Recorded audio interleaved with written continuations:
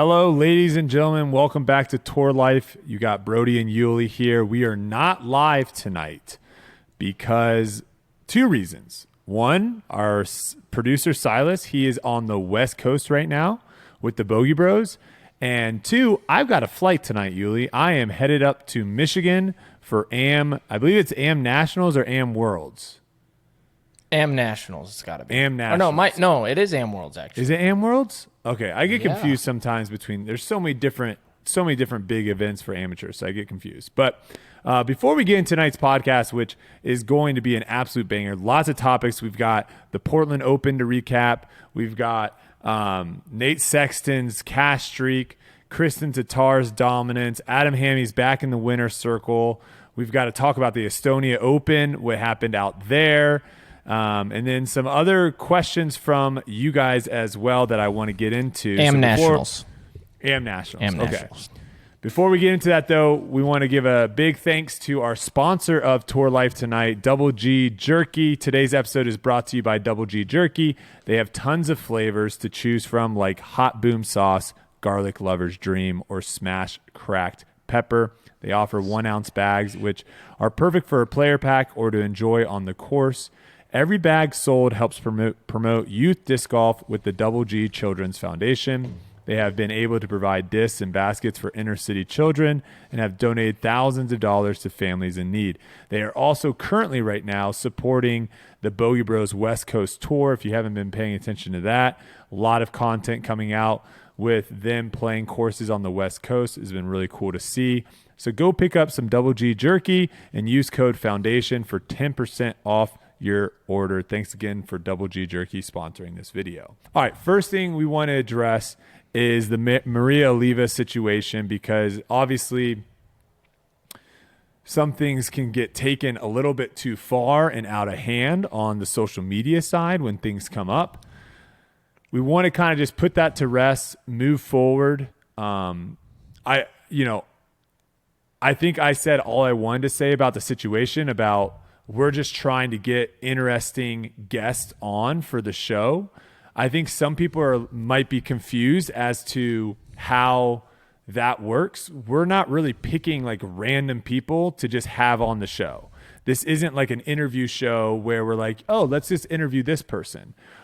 You know, I think the only person we've done that for maybe is Ken Climo, of where he didn't really do anything that was noteworthy like at that moment. But that was a really cool person to bring on and have an interview with. The guests we're bringing on the show are the people that are in the news, the disc golf news that week, whether it's what they did on the course or what they did off the course. And that's just how it is. And I see how some people viewed that as, oh, well, you're just asking her to come on the show because she said something that got some traction on social media. Yeah, that's exactly why.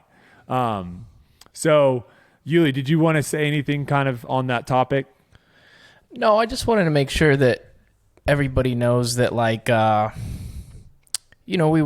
friendly with everybody, and I respect everybody on the tour, and I have no hard feelings for anybody, and I know that's the same with you too, or I hope so, because that's what we need to do on this show. So if anything was taken the wrong way, my apologies out there, and that's it. Yeah, move on. Let's move on. The other thing I was going to say too is we're not going to be the podcast that brings people on and doesn't ask, difficult questions. So what you just said, I think, is true. We respect everyone that we bring on the podcast, obviously. Yeah.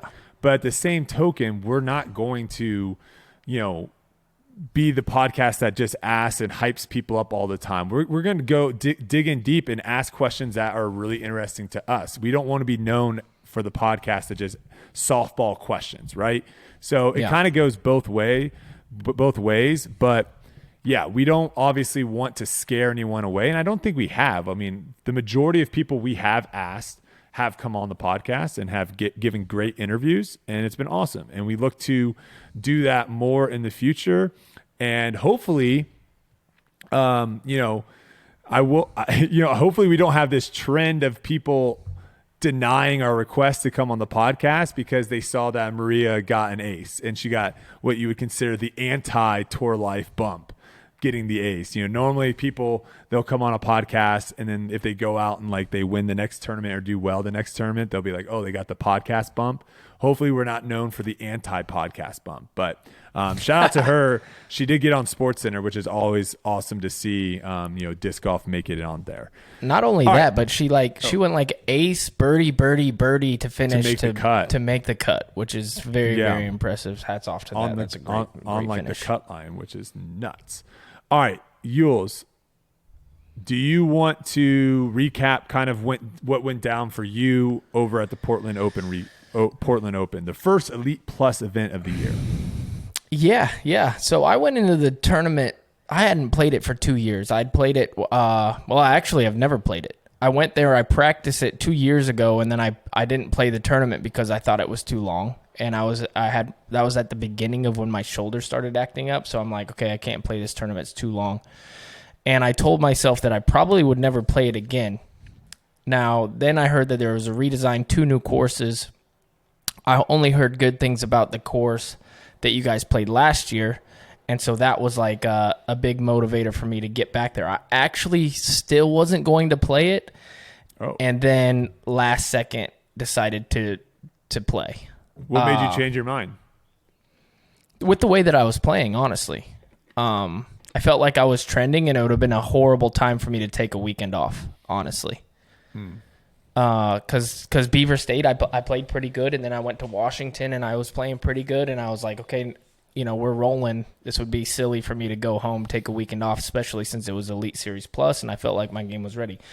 So then we started the tournament. I played a couple practice rounds on both, and it was definitely long, but I thought that the course played really well for a shot maker's course with the length. And so I was happy that I did it. I felt like I actually played a lot better than I finished, which is funny to say because I've missed cash so many times this year that I feel like some people are like, well, even if you make the cash, you're playing good. But that's another thing I kind of wanted to get out of the way here is I've really been injured. Like, my shoulder's really been hurt. This is the first time 3 weeks in a row where I actually played pain-free, which is amazing. So then that gets into how I did in the tournament. I played really well, but my mental game was absolutely trash because I don't know how to deal with like the bad kicks and the different things because I've just been playing so bad for so long that then when I should get rewarded, I'm just losing my mind because I'm like, wait, why am I not getting through? Different things like that. And so I ended up getting 22nd, but I felt like I played better than that, which is fine. What I took from the weekend was, because I'm not going to just like be happy with the way that I finished, even though it was my best finish of the year.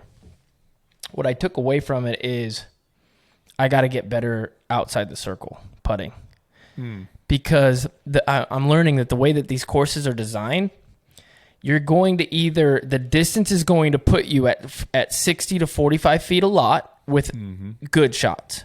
Great shots are going to put you in the circle. And then there was a trend at this course in particular where getting into the basket, there was guardian trees all at 35 to 40 feet. And so if you came in and me having to come into those greens from 450 to 430 out, I'm not having complete accuracy coming in there. So I'm hitting those guardian trees or sometimes getting through, but a lot of time hitting the guardian trees, bouncing out, and then I have 45 feet, which I would consider a bad break. But really, it's not. Those are guardian trees. You got to get a little lucky to get through there, or you got to make a 45-footer. And so in the moment, I felt like I was getting bad breaks, but then kind of looking at it from an outside perspective and having a couple days to reflect, I got to get better from 45 feet. If I made a bunch of 45-footers, then it wouldn't have mattered. Bad kicks, good kicks, you're making all those putts, and that's what I really came into fruition is playing with Ricky. And watching him on my card, I felt like we threw a lot of the same shots, but he was making more putts from that outside range. And when you make those putts, the momentum just gets you. You get extra distance moving forward after you make a couple good putts. putt, your accuracy gets a little tighter, and your momentum just keeps rolling. So that was my weekend. I ended up getting 22nd. I qualified for the European Open, which was huge. I'm going to Europe. I'll be playing that tournament now. I didn't plan on doing it because I hadn't qualified yet. And so all in all, very successful weekend for me. What are some of your season goals? Because you talked about you thought about not playing this tournament and taking the week off, but then you're like, well, it's an Elite Plus. Are you looking at the points? Are you having your eye on trying to make a run at the qualifying for the Tour Championship? Is that like a main goal? My goals change with like how I'm doing health wise. Before this weekend, before this last trip, like I had no clue. I was hoping to just come out here and figure it out and maybe have a lucky finish here and there. And I didn't think my body would hold up, but I'm telling you, man, for the first time in a year and a half, 3 weeks straight, zero pain in my shoulder. Zero. And Portland is nothing but me throwing as hard as I can every single shot. And so I thought for sure after that tournament, I'd be like, okay, I got to take a break. That was a lot. After the tournament, it was a little bit sore, but just like normal. Like if I were to play like a couple years ago, just like normal sore. So my goals now are definitely like, I feel like if I keep trending in this way and I can practice with pain, that means I can practice too, like I can go out and play without having to worry about my shoulder. Then heck yeah, I can make the tour finals.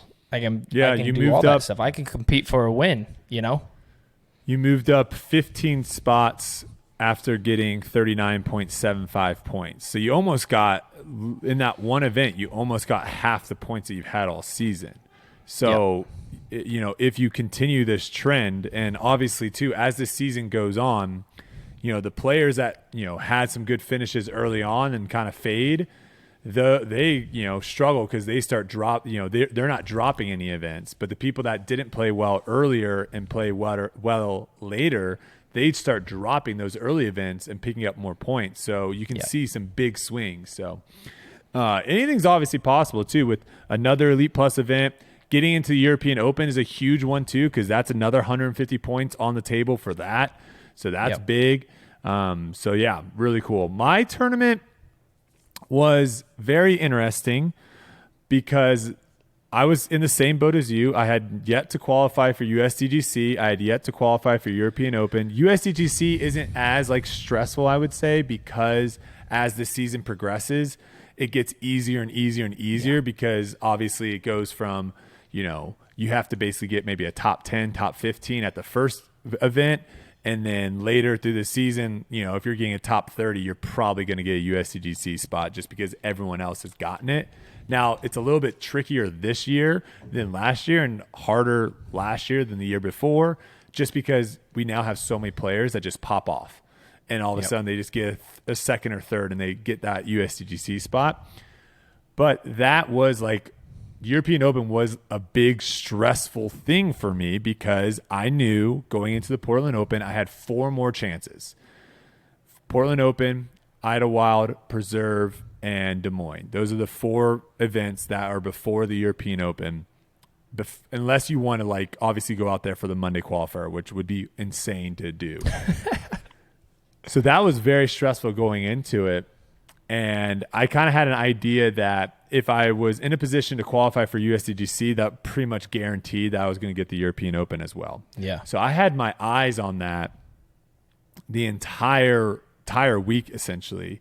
And let me tell you, I don't know if it benefited me or not, but there definitely, I definitely feel like maybe some of my gameplay towards the end of my round on Sunday might have been different had I already been solidified, because I was definitely being all right, what do I need to do to just get this spot? What's the path of least resistance for me to get this spot?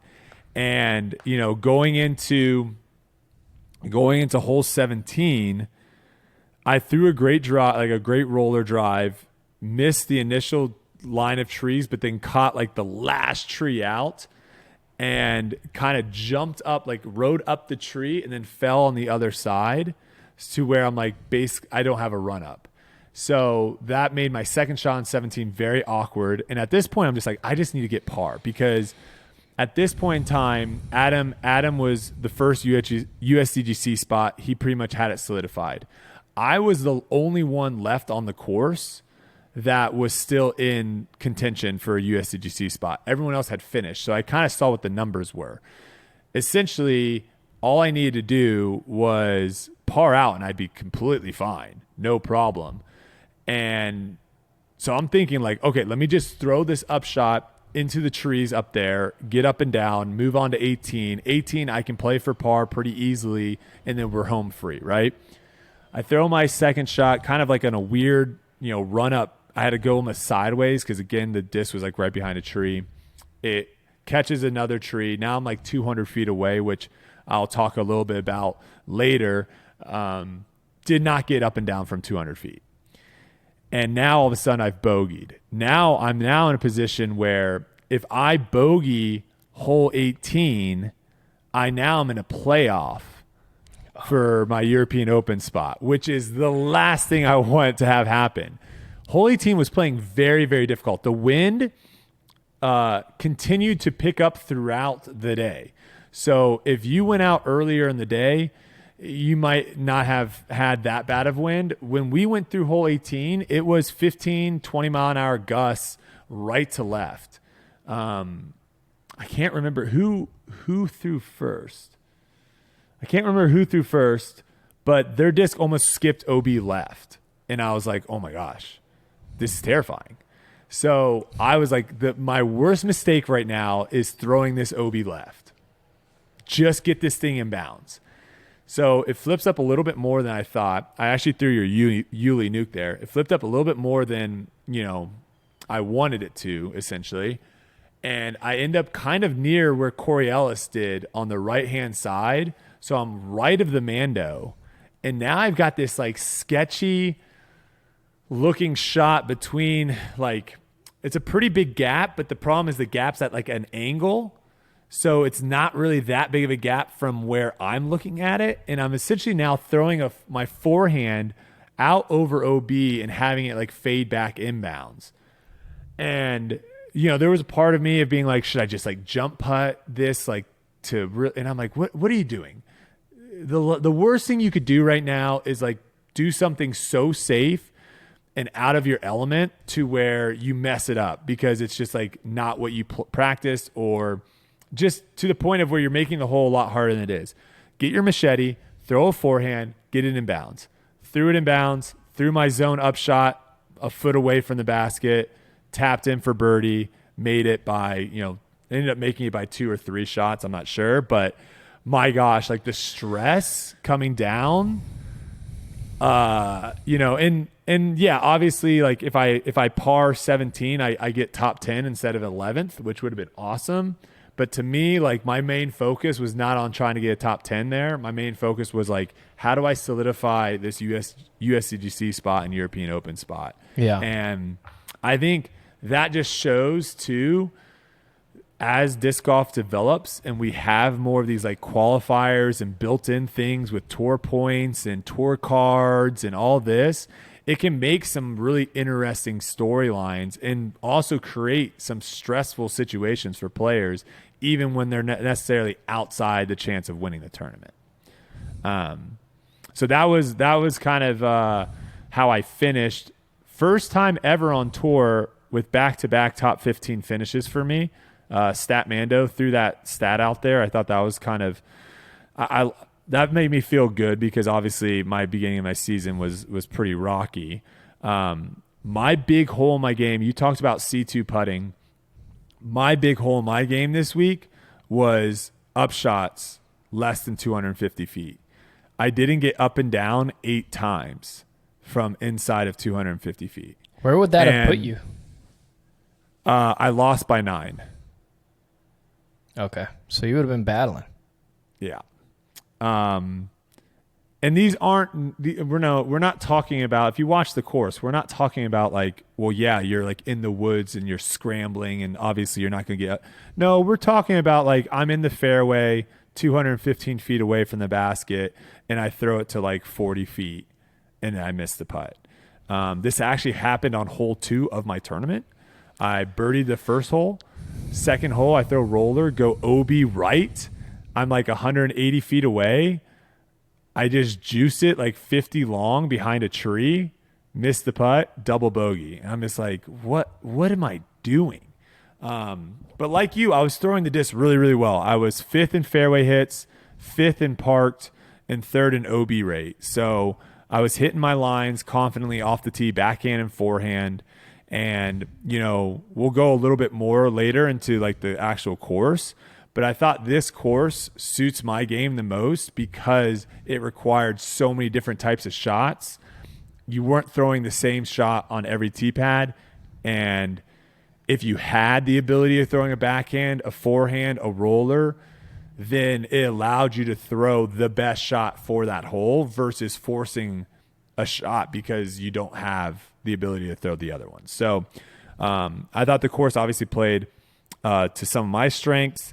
But yeah, that was basically my tournament. So let's get into what actually went down for the people that were in contention here, because this was, again, it came down to hole 18. It came down last year to hole 18, the Simon versus Garrett Gurthie battle.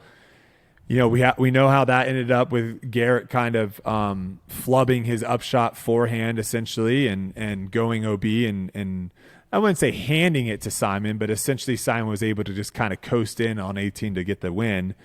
This turned out to be a little bit of a different situation, Yuli. So it starts off with and we'll talk. I don't want to get into basket talk right now because I think that's later. But it starts off with potentially one of the worst spit outs that was seen on coverage on hole 16. Yeah, I've watched the clip multiple times. Yes, Aaron putts from like low to high. He putts with a lot of hyzer and usually putts pretty fast. That is a putt that I'm expecting. If I'm watching that, someone putt that, I'm expecting that to go in 99.9% of the time. And it didn't. It didn't go in. It just went straight out.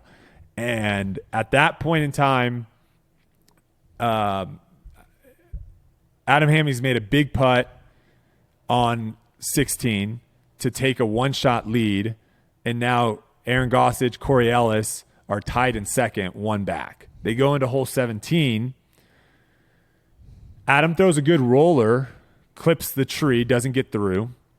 Corey goes air shot, clips the tree, doesn't get through.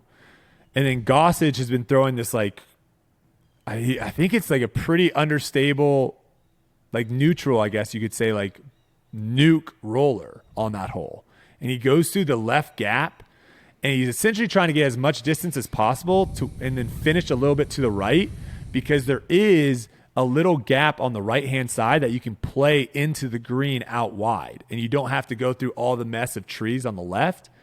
He bombs this thing up there, gets about 300 feet or so out. Adam throws a decent shot from where he was to get to maybe like 100 feet or so. Corey does the same, and Adam's not able to get up and down. He throws like a jump putt that nicks a tree to like 40 feet, 38 feet, misses the stepper.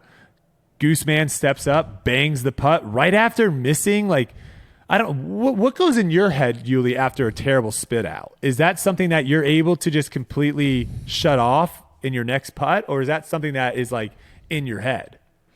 It is now, but I mean, I've had some pretty traumatic spit outs, I feel like, in my career. 1 second. Oh, you're good.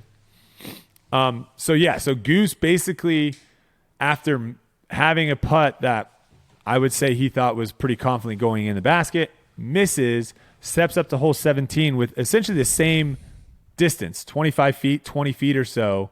And so do you think something is in his head at that point where he's a little bit more nervy about that putt than he usually will be? It didn't look like it. It looked like it was just like business as usual. I don't know. It's tough to say. It's been so long since I've been in contention and then had a spit out that like cost me something, you know? That mattered, yeah. But the one that comes to mind was the European Open in 2011 or 2012. And I was essentially like leading the tournament going into the last couple holes, and I had a dead center spit out from a closer range. And the very next hole was hole 17, and I threw the sidearm down there to about 25 feet. And I remember I hadn't missed. What's that? We might have lost Yuli there for a second. Can you hear me? Yeah, you're back.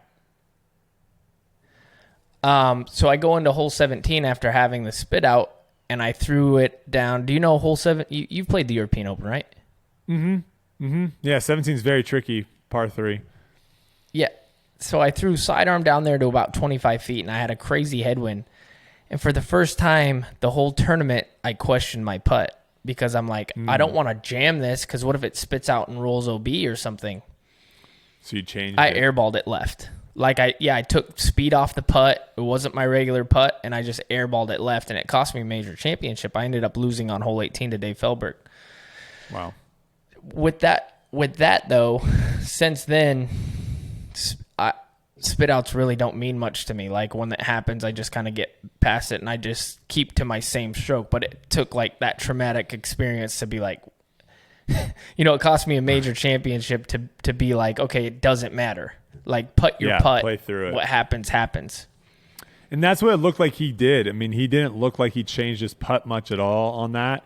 Yep. Drilled it. And at that point, 2-shot swing goes back in Gossage's favor. So now going into hole 18, Aaron has a 1-shot lead over Adam and Corey. And hole 18, I liked the older hole better because I thought it was a more challenging birdie to make from the old hole. Like birdie there wasn't really an easy way of just being like, I'm just going to play this hole for birdie. Hole 18 is if you get your tee shot in the fairway, from then on, if you're playing for birdie, it's pretty much just a chip tap in, right? Yeah. So, but that tee shot is still, you know, a tricky tee shot, especially with the right to left wind. So Aaron throws his tee shot first, safe. Adam bombs his tee shot, throws a great shot, gets it on the left-hand side. Corey goes on the right-hand side, similar to where I was. And at that point, I believe Aaron throws his shot first and just chips his forehand down into the little valley to where he's going to have a 250-foot upshot. Adam and Corey have to be thinking, I have to eagle this, right? In that situation, you have to think that your opponent is going to execute. You don't want to be in a situation where you play safe and then your opponent basically takes it from you, right? So they're both playing the hole for eagle. And the only way they can do that, well, Corey, the only way that he can do it from his position is a roller. What were your thoughts on Adam's roller selection? Because I want to hear your thoughts first, and then I'll tell you what he's told me afterwards. Okay, so a lot to unpack there, because like when you go into the strategy of like what happens, I thought in order for Corey or Adam to get into a playoff and move forward, they both had to go for it. I thought it was a perfect, It was a perfect thing because I felt like one of them. Who went first? Adam did, right? I believe Adam went first. Yes. I thought it was a perfect scenario in that moment. I thought Corey should have pitched to the bottom where Aaron did. I really did. Interesting. And I thought that and here's my thought process for that. Okay. I thought that Corey should have pitched it shorter than Aaron and played a little gamesmanship. And then parked it from there, or even left it a little bit short or something, because I thought by Adam going OB 45 feet, that allowed Aaron to be lackadaisical on his upshot. I think that if both of them were to have laid up, Aaron puts that closer. But I thought I think that Aaron doesn't go full force because you pull it, you hit the tree. You kind of juice it, you hit the basket, you get a little roll away. And Aaron's hasn't proved that he can make the putt yet. And so what was your thoughts on because obviously we agree Adam had to go for it in his scenario. Yes. He had to go for it, and he was in a position on the left side of the fairway. That is the prime location to go for it. Were you surprised that he went roller instead of maybe a forehand to get him like a 50-footer? Because I think he was about 450 out. So, talking to, I was with Kristin Tattar at the time watching, who played a bunch of practice rounds with Adam. He was thinking that Adam would have, maybe a 50-footer or a 45-footer at best if he went forehand. I was surprised he didn't go like a little baby, like turnover backhand. Yeah, I thought the roller was very surprising from that position. I agree. If I was Adam and I was on the bag, I would have had him throw a flex shot with a stable disc and hork it over. Try to go deep. Just try to go deep because then you have a putt for the birdie. But I mean, like I said, I feel like the way that everything laid out was a perfect scenario for Adam. Because I think that if they both lay up, then Aaron puts it closer and the game's over. But I think because they both went out of bounds, Aaron was just like, okay, well, I'll just make sure to not hit the tree, not hit the basket, and then I'll probably be able to lay this up for the win. I just need a par. Yep. And then he throws it. He throws it a little short. Obviously, Adam makes it. And now he's got a 30-footer up the hill playing 40 with the tournament on the line. Like, he's just... I thought it was a perfect scenario for Adam, honestly. And I don't think Aaron thought he was going to make it, and that's why he left it short. So I have a little intel. First is Adam said coming off, this is after he's already won, and he's like walking to the parking lot. He very confidently said that was the worst decision I've made this tournament in the roller throw. So I think he also admits that he's not really quite sure why he did that. Aaron, I talked to him a lot afterwards, and a few things. One, you're 100% right. He thought, because Corey ended up throwing a cut roller, so Corey was like 300 feet short of the basket, and so Corey's out of it. He thought Adam was well away from the basket. Yep. And his first mistake that he basically owned up to is he should have known.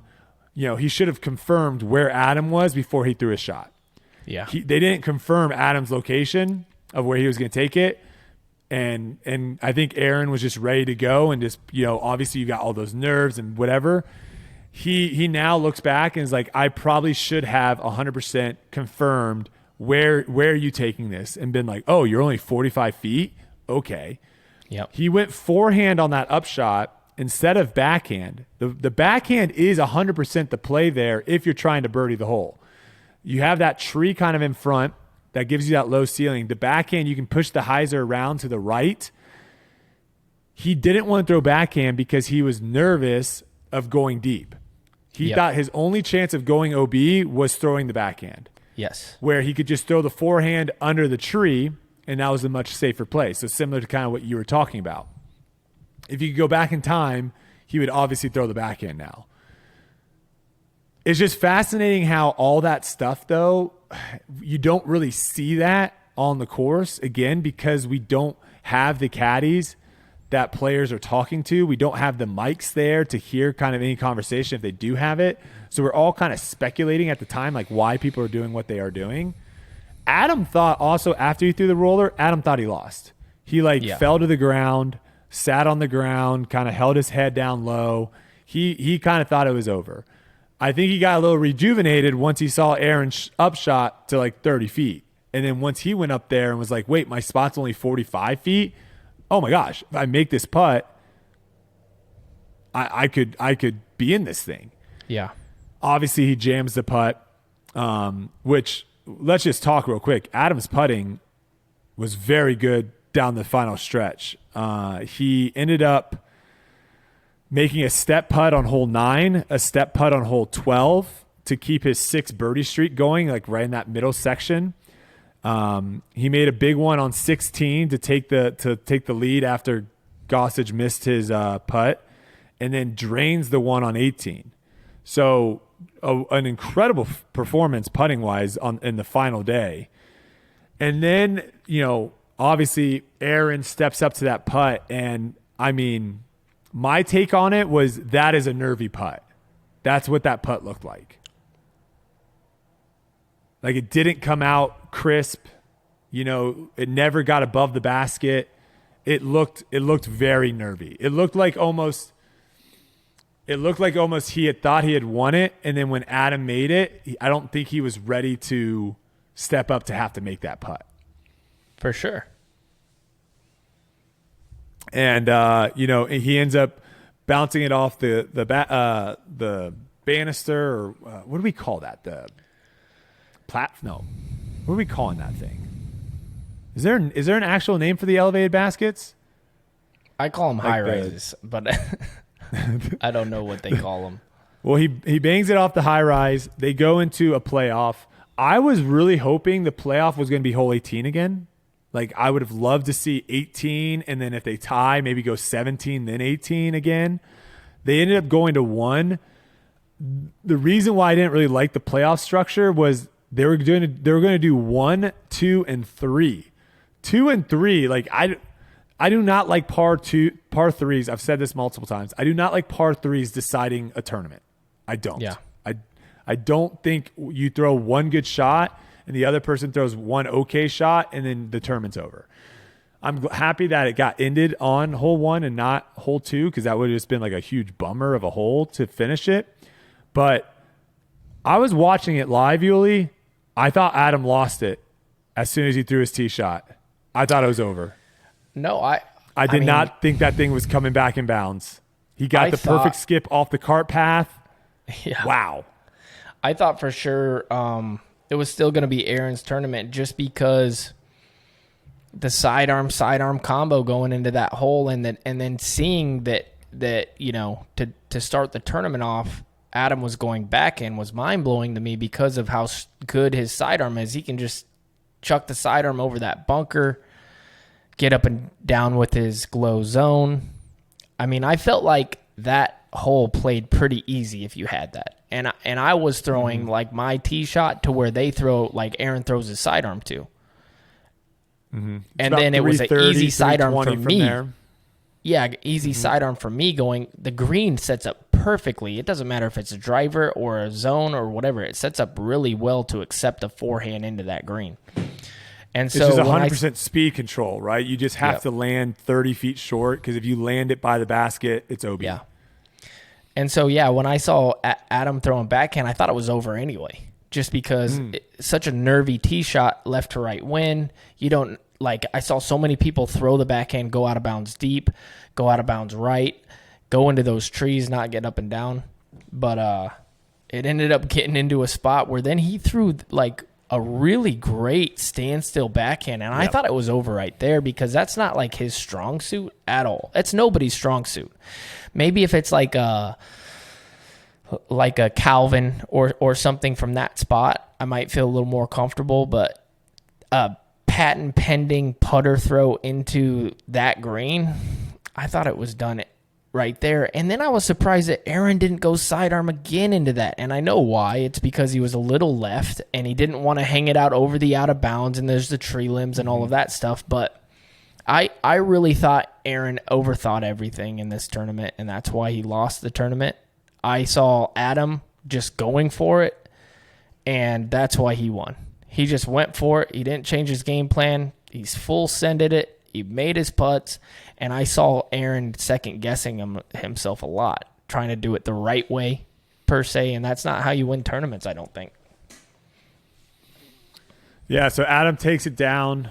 This is now, I think he's had a couple now Disc Golf Pro Tour wins. So, I think you can start maybe talking about does he belong kind of in that top 10 echelon of players? He's someone that has proven that his ceiling is high enough to win tournaments. He's going to have some tournaments where maybe he falls outside of what some of those top guys end up consistently doing. But when he's playing his best, he is in contention to win these tournaments. Like I said, his step putting, his circle 2 putting was really, really well, and he has hit a lot of shots. Now, right now, I think I'm fair. I think this is a safe comment. I don't think anyone is throwing the disc better than Aaron Gossage right now off the tee. I think he is the best off the tee. You look at the stats from Portland Open, first in circle 1 in regulation. He's giving himself 42% looks at birdie. That's insane. And he's first in circle 2. He's giving himself 75% chance inside of circle 2. That means a quarter of the holes he played at Portland Open, he did not have a birdie look. First in OB rate, I think he threw 1 OB shot. He gained, I don't like strokes gained tee to green, or I don't like strokes gained stat because, again, a lot of these fields sometimes have some people at the bottom that kind of inflate that. But if you want to know it, he was 14.37 strokes gained tee to green. That was first in the field, obviously. His putting is always going to be the thing that holds him back right now. He was 79th in the field at 79% from Circle 1X, and he was 60th in the field with 26% Circle 2 putting. He's at that point where once he gets that putting figured out, and like you said, once he kind of gets that mental side figured out, he is going to be in contention at a majority of these events that are, especially kind of the ones that are out in the open more so than others. And I just think he's playing really, really well. I don't think anyone had a better West Coast than he did. I think he, from the 4, he played 3 of the 4 events. I thought he played all 3 very, very well. It was very impressive. A couple other story. Oh, go ahead. Yeah. No, I just wanted to comment on both of those guys. The first thing is with Aaron is, I did an interview with somebody earlier this week, and I kind of broke it down like this. If my strong suit, if I had a perfect scenario to where I'm guaranteed this shot every single hole, it would be a 250-foot sidearm with my stable Raptor and about a 350 backhand with a stable disc, right? Those 2 shots, I guarantee I'm getting up and down throwing those 2 shots every single time. Aaron's doing that, what I want to do right there, at 400 to 430 feet. That's how easy it is for him on these courses. So when you put him on traditional golf courses, he's going to completely dwarf the course with his 2 angles that he's able to throw on. He can throw it sidearm, hyzer, off the tee with whatever wind, 400 feet, easily where he wants. Very easily. He can also do that 450 backhand very easily, and he has a couple other angles that he works with both shots, which is great. On these types of courses, oh my gosh, I guarantee he's in the top 10 at the DDO, unless his putting is just horrible. There's just no way that he's not because of those 2 elements. Because if you mapped out a course for you and me at 300 feet, hyzer both ways, you don't think we're going to be able to get up and down at a high percentage? Of course, and that's what he's bringing to the game. He's that accurate. So I think moving forward in this stretch, Des Moines, I don't see him going anywhere, even if he misses putts. Yeah, because even Idlewild, there's a little bit of woods there. But maybe Idlewild. There's a little woods, but the open holes, for sure, he's going to be able to take advantage of those. Yeah. Des Moines sets up well for his game. DDO sets up well for his game. And, you would think after these 2 close losses, this one obviously a lot, I would say probably hurt a little bit more than OTB. But he's had now World Championships last year, OTB, and now here at Portland. He's going to eventually get one. He's going to eventually figure it out. And you would think now he would be second guessing himself and is confident. No, he's very confident where his game is, and he knows that he just has to fix a couple of things and he's good to go. So, that's another person that probably wasn't at the top of anyone's radar going into last season that has now just established himself as, a player to watch out for week in and week out. Absolutely. And then Adam, when I watch Adam play, and I've said this for a couple of years now, like nothing stands out to me except for the putting where I'm like, wow, that guy is really good. Like he's got an awkward backhand and an awkward sidearm. He really does. It's just, and when I say awkward, it's good, but it's not appealing to the eye to me. Like it doesn't pass the eye test for me. But what he does have is he's got that dog in him. At the end of the tournament, if he has a chance to win, he does not back down. He does not care how it looks like or what it looks like. And the dude makes putts. And let me tell you something. Look at the last couple tournaments. What do you got to do to win a tournament? You got to knock down 40 footers and in. And if you can do that and you're in contention, you're going to win. You're going to win the tournament. Because the nerves that other people feel, I mean, go back and watch the Masters Cup a couple years ago when he won. He parked everything and then made a couple huge putts down the stretch, and he won the tournament. Go watch the Vibram Open. Or what was it? Is it MVP Open? Same thing. The dude does not back down, man. He's got that winning mentality, and that's why he does it. And let's not forget, he almost won Waco. He was this close from winning Waco. Yep, second at Waco. Yeah, exactly. I think he's a good what you talked about there. I think he's a good testament of players like throwing their shot. Yep. I think it's important to, obviously there's certain fundamentals of throwing mechanics that you want to make sure you have, but people need to stop trying to make their throw look like someone else's throw.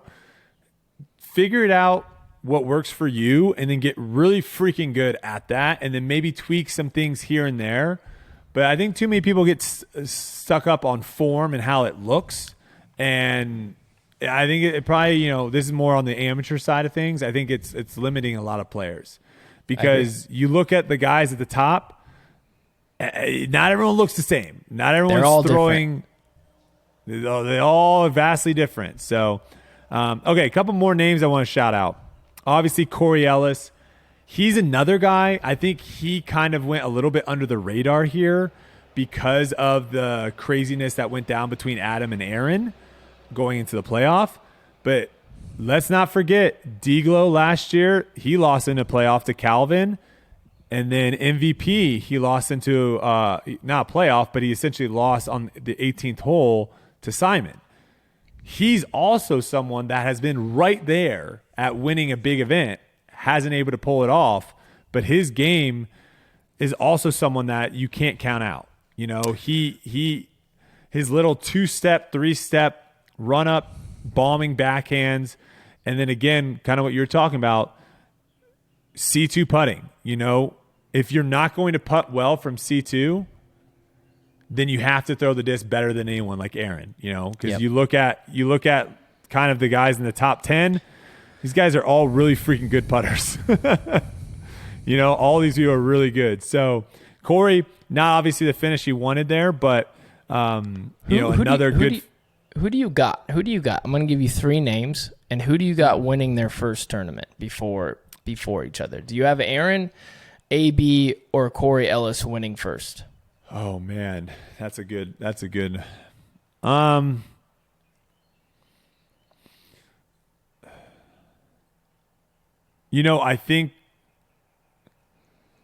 think I like in this. I think I'm going to go with Aaron. And one of the reasons why I'm going to go with Aaron too is I think he is still on a transitioning period up. Like I think he's still trending up. I don't know how much more Corey and AB have. They can prove me wrong and be like, I'm nowhere near my peak, but with Aaron and playing with him and talking with him more than those two, and so I might be a little bit biased here, it seems like he still is working on things and still is improving and still has more to go.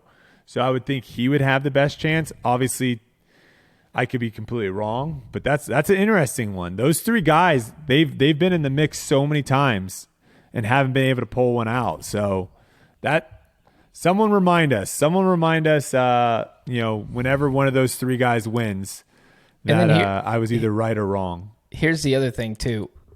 Now, if you take those three guys, here's what's crazy about golf and disc golf.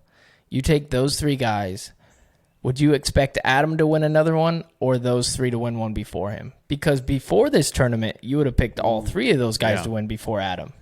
Yep. Mm-hmm.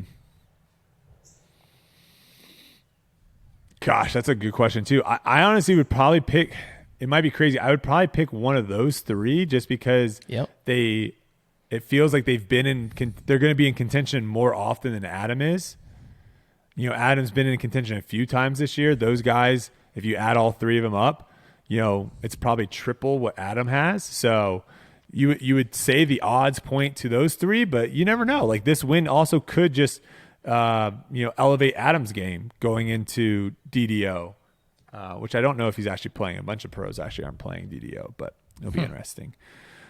A few more storylines from this past Portland Open on the MPO side. I want to stop any slander moving forward on Isaac Robinson and Alden Harris's name that they do not throw far. They throw far. Yeah. There is a huge misconception right now on tour about distance and all this stuff. Alden Harris was one of the few people to birdie hole 8. I played with him when he did it.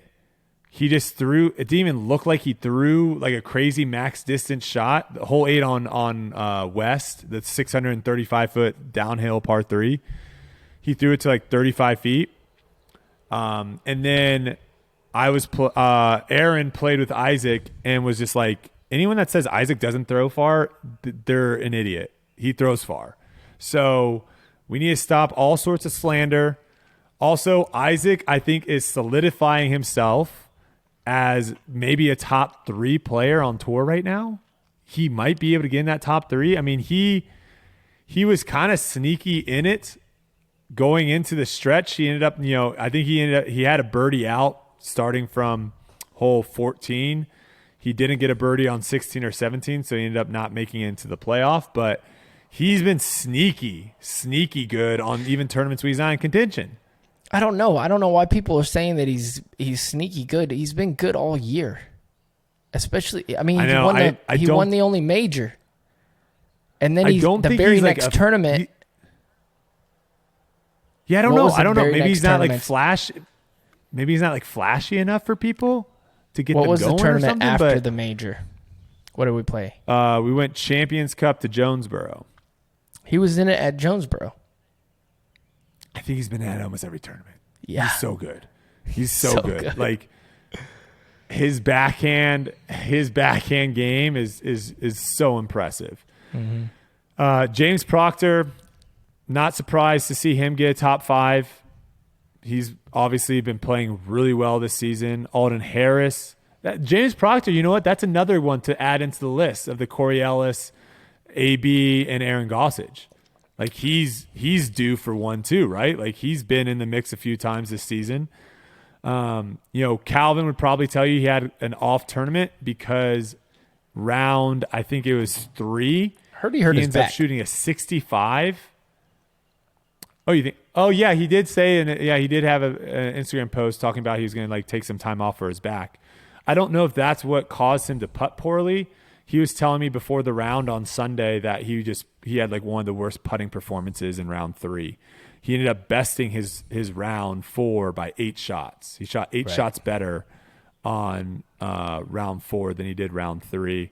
So his round 3 pretty much knocked him out of having any contention. Ezra, the dude is continuing to just have top finishes at 7th.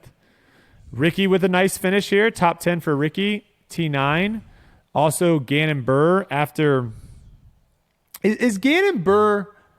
Is he the most likely to like shoot like an even par round and then course record the next round? Is there someone more likely than Gannon to do that? Because I feel like that's his MO this season.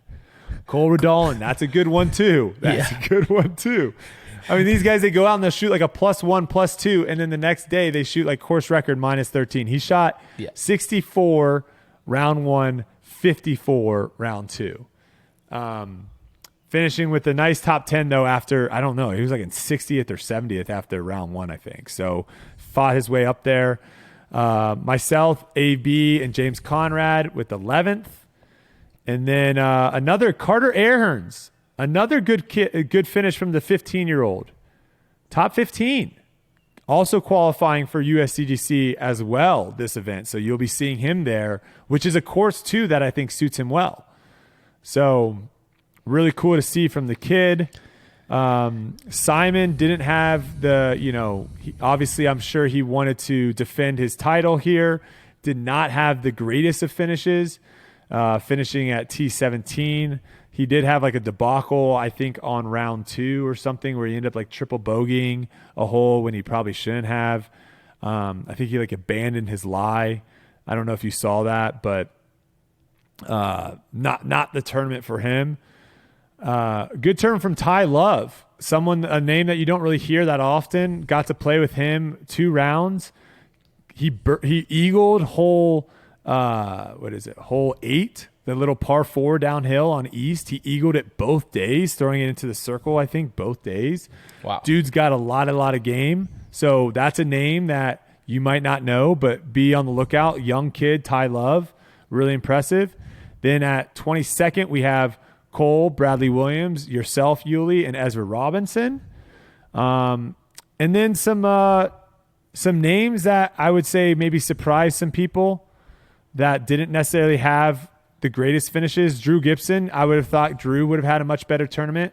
This course to me you would think would kind of suit his game. He finished T30th. And then we've got going down a little bit more. Gavin Babcock. I did want to shout out Gavin Babcock. He ended up eagling hole 18, round 3 to get into the number, to make the number. He was 1 shot or 2 shots, I guess, off the cut line. Eagles, he knew he had an eagle to get a chance. Chips on the table, eagles hole 18, gets into the cut line. Very impressive, Gavin Babcock there. And a tournament like this, Yuli, when we have those 3 rounds in a cut, you end up seeing a lot of players that, surprise you, I guess, to not make the cut. But I think when we start having these cuts, I think that's just going to be a thing that isn't going to be super. Yeah. I don't know. I think people are going to be less or more immune to the idea that sometimes players just have bad tournaments. Right. And that's okay.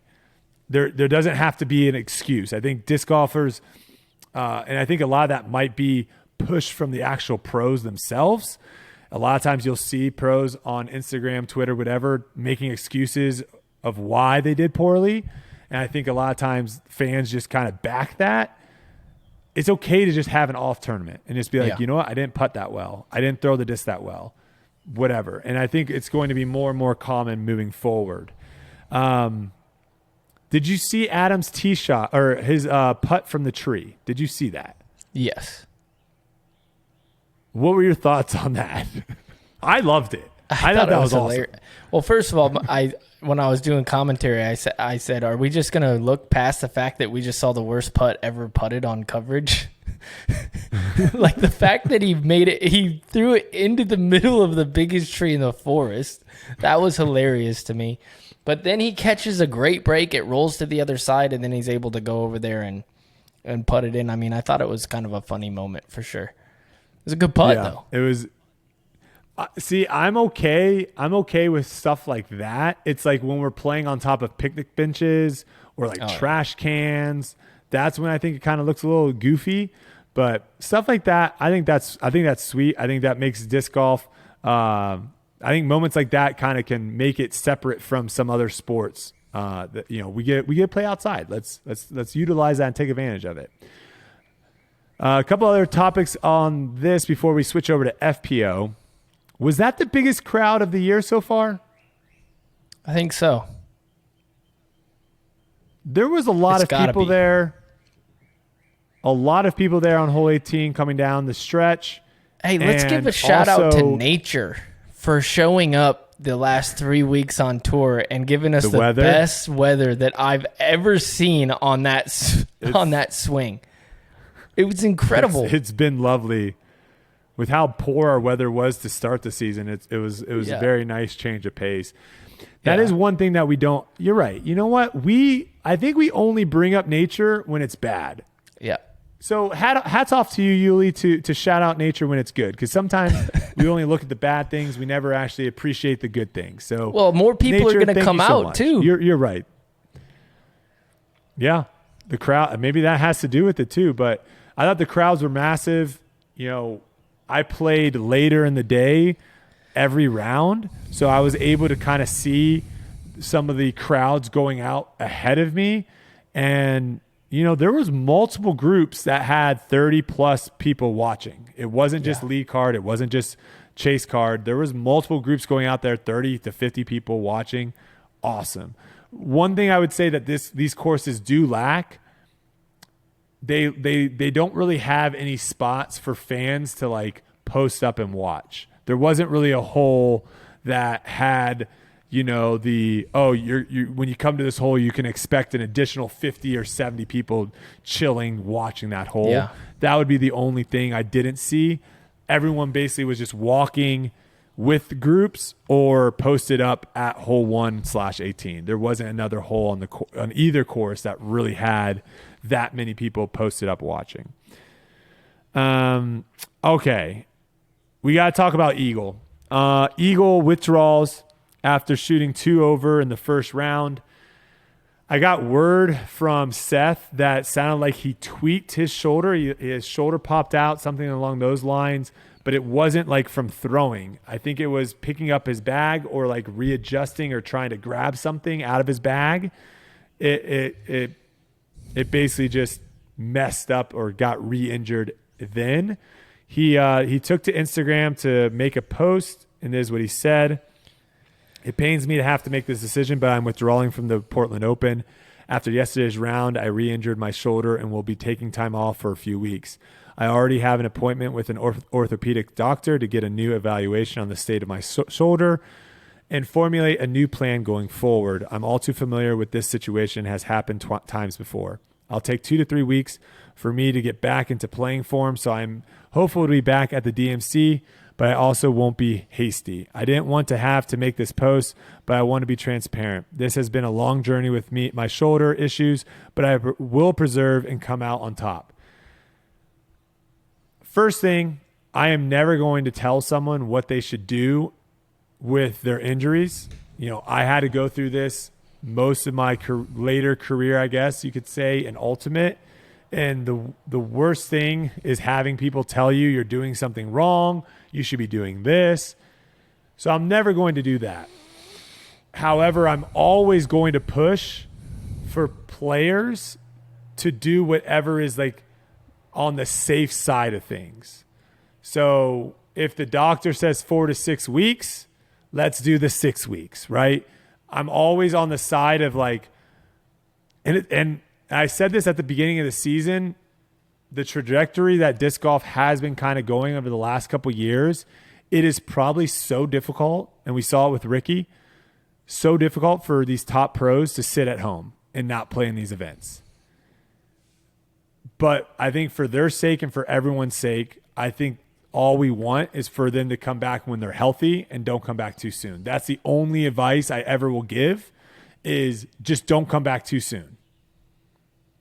Because we want to see all these guys at the top, and the last thing we want is to see people come back and re-injure something or push themselves when they weren't ready. So I don't know if there's anything else to be said there, Yuli, but I know we're all hoping for a speedy recovery and to have Eagle back on out there on tour, because he made it very apparent that he is still able to compete and win on tour, even maybe if his sidearm isn't what it used to be.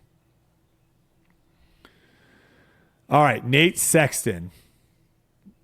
The cash streak finally ends. I was nervous, Yuli, that after we had him on, that he was going to miss at Beaver State, I think, or was it OTB that maybe he had afterwards? I was nervous that he was going to miss like the tournament after. And I was just going to be like, oh my gosh, maybe we asked too many questions about it. Maybe we put too much pressure. No, the dude's a baller. And to be fair, he was 6 shots out going into round 3 of what the cash line was at the time of him teeing off. The dude battled. He ended up missing it by a couple, but he never gave up. I'm going to pull up his round right here so I can see. He ends up birding 5 in a row towards the end of the round to get himself somewhat kind of in contention. I kind of knew the cash line. He was going to have to shoot a ridiculous round just because the East course was playing significantly easier than the West course was. So I had an idea that, he was probably going to have to shoot, I don't know, double digits or something to give him a chance. He ends up only shooting, 5 under, I think. So not exactly where he wanted to be, but let me just put this in perspective, Yuli. 264 events, 5,557 days, over 28 states, over 7 countries, a total of $207,974. Nate Sexton's cash streak ends. I know people have talked about other cash streaks as well. The dude never shied away, though, from like tough tournaments, tough competitions, right? So for him to like consistently do that over the time, super impressive. He posted on Instagram, today I finished the Portland Open in T62nd place, bringing it into my cash streak at 264 PDGA events. I was 22 years old when I started this streak. I am 38 now. It hurts to lose something that I've worked so hard at for so long. In fact, I shed a few private tears walking down the 18th today.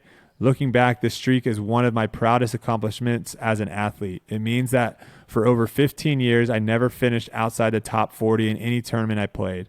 I was able to dig deep and never give up despite injury or illness or a broken putt or terrible weather or a crisis of confidence or anything else this game could throw at me. Tonight I'm sad, but I'm also proud. Thanks everybody for following along.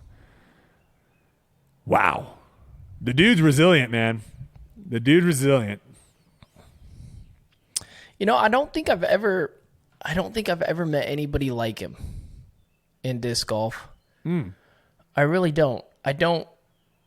I mean, the guy's kind of brilliant. He's also like, you look at him and he doesn't, not to take this in it, he doesn't look like just the greatest athlete ever.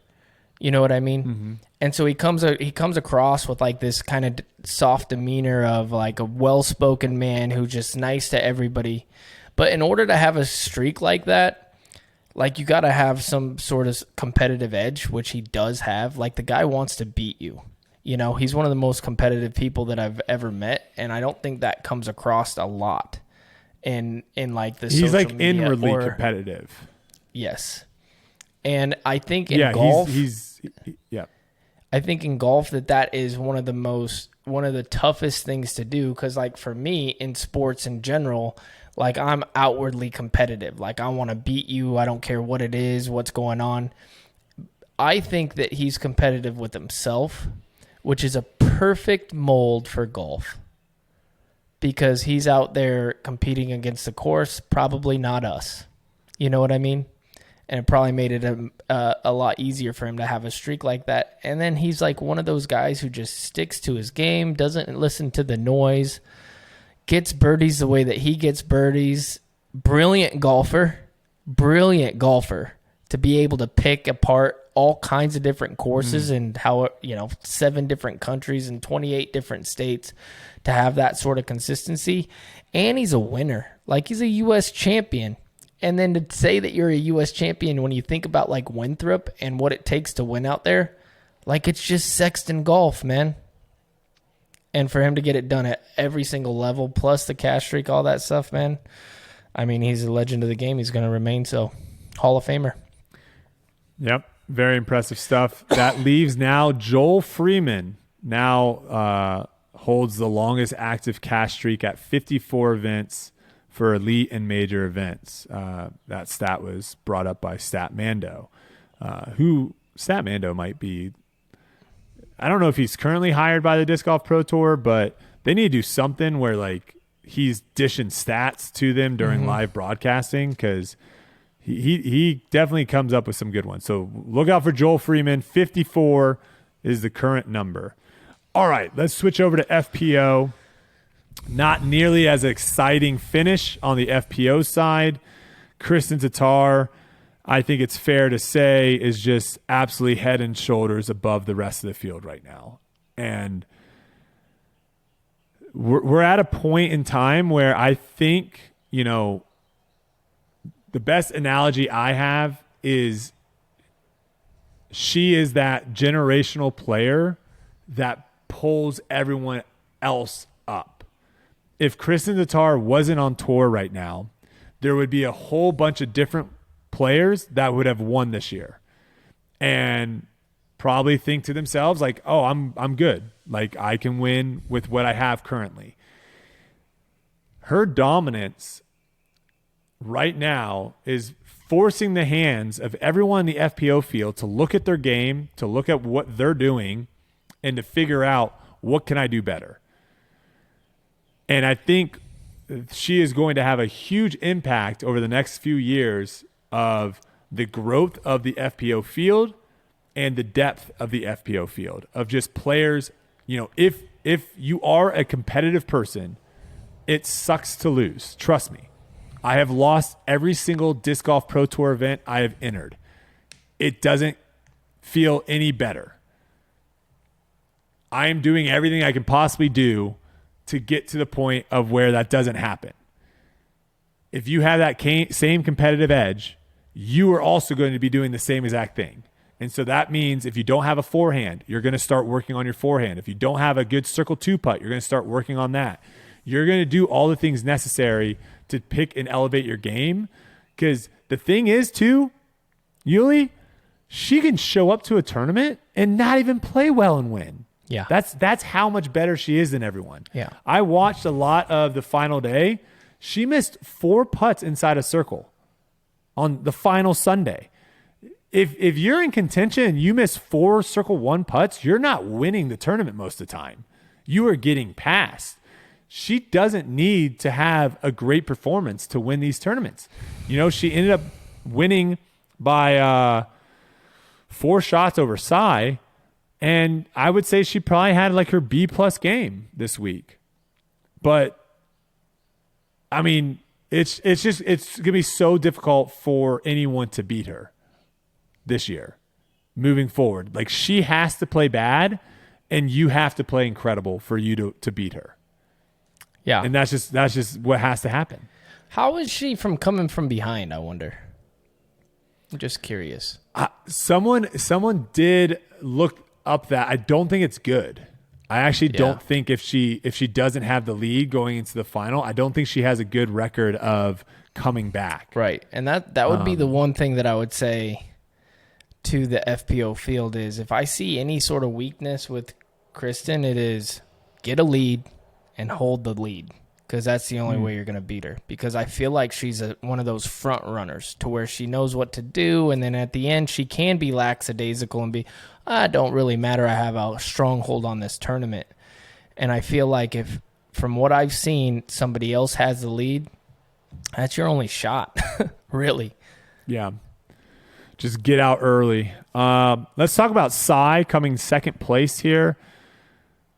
She right now might be proving to be, you know, Kristin's biggest competition, right? You know, she ended up beating Kristin at Texas State's, and now she has come back-to-back second-place finishes after Cascade and now Portland Open.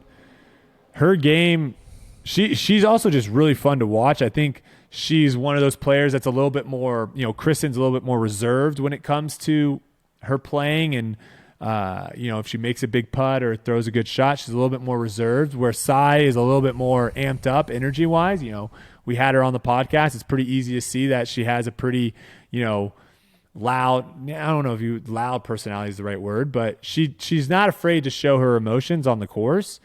And man, she's been playing really, really freaking well. And I don't know what her schedule is. I don't know how much we're going to see of her late in the season, but the other storyline that everyone was talking about was a different generation finished in the top 3. Did you see this? Oh, yeah. Yeah, so you have Sai, who's in her 20s, Kristin in her 30s. Then you have Juliana and Owen both tying for 3rd. Owen is in her 40s and Juliana's in her 50s. Yeah. That's wild. That's probably never happened before.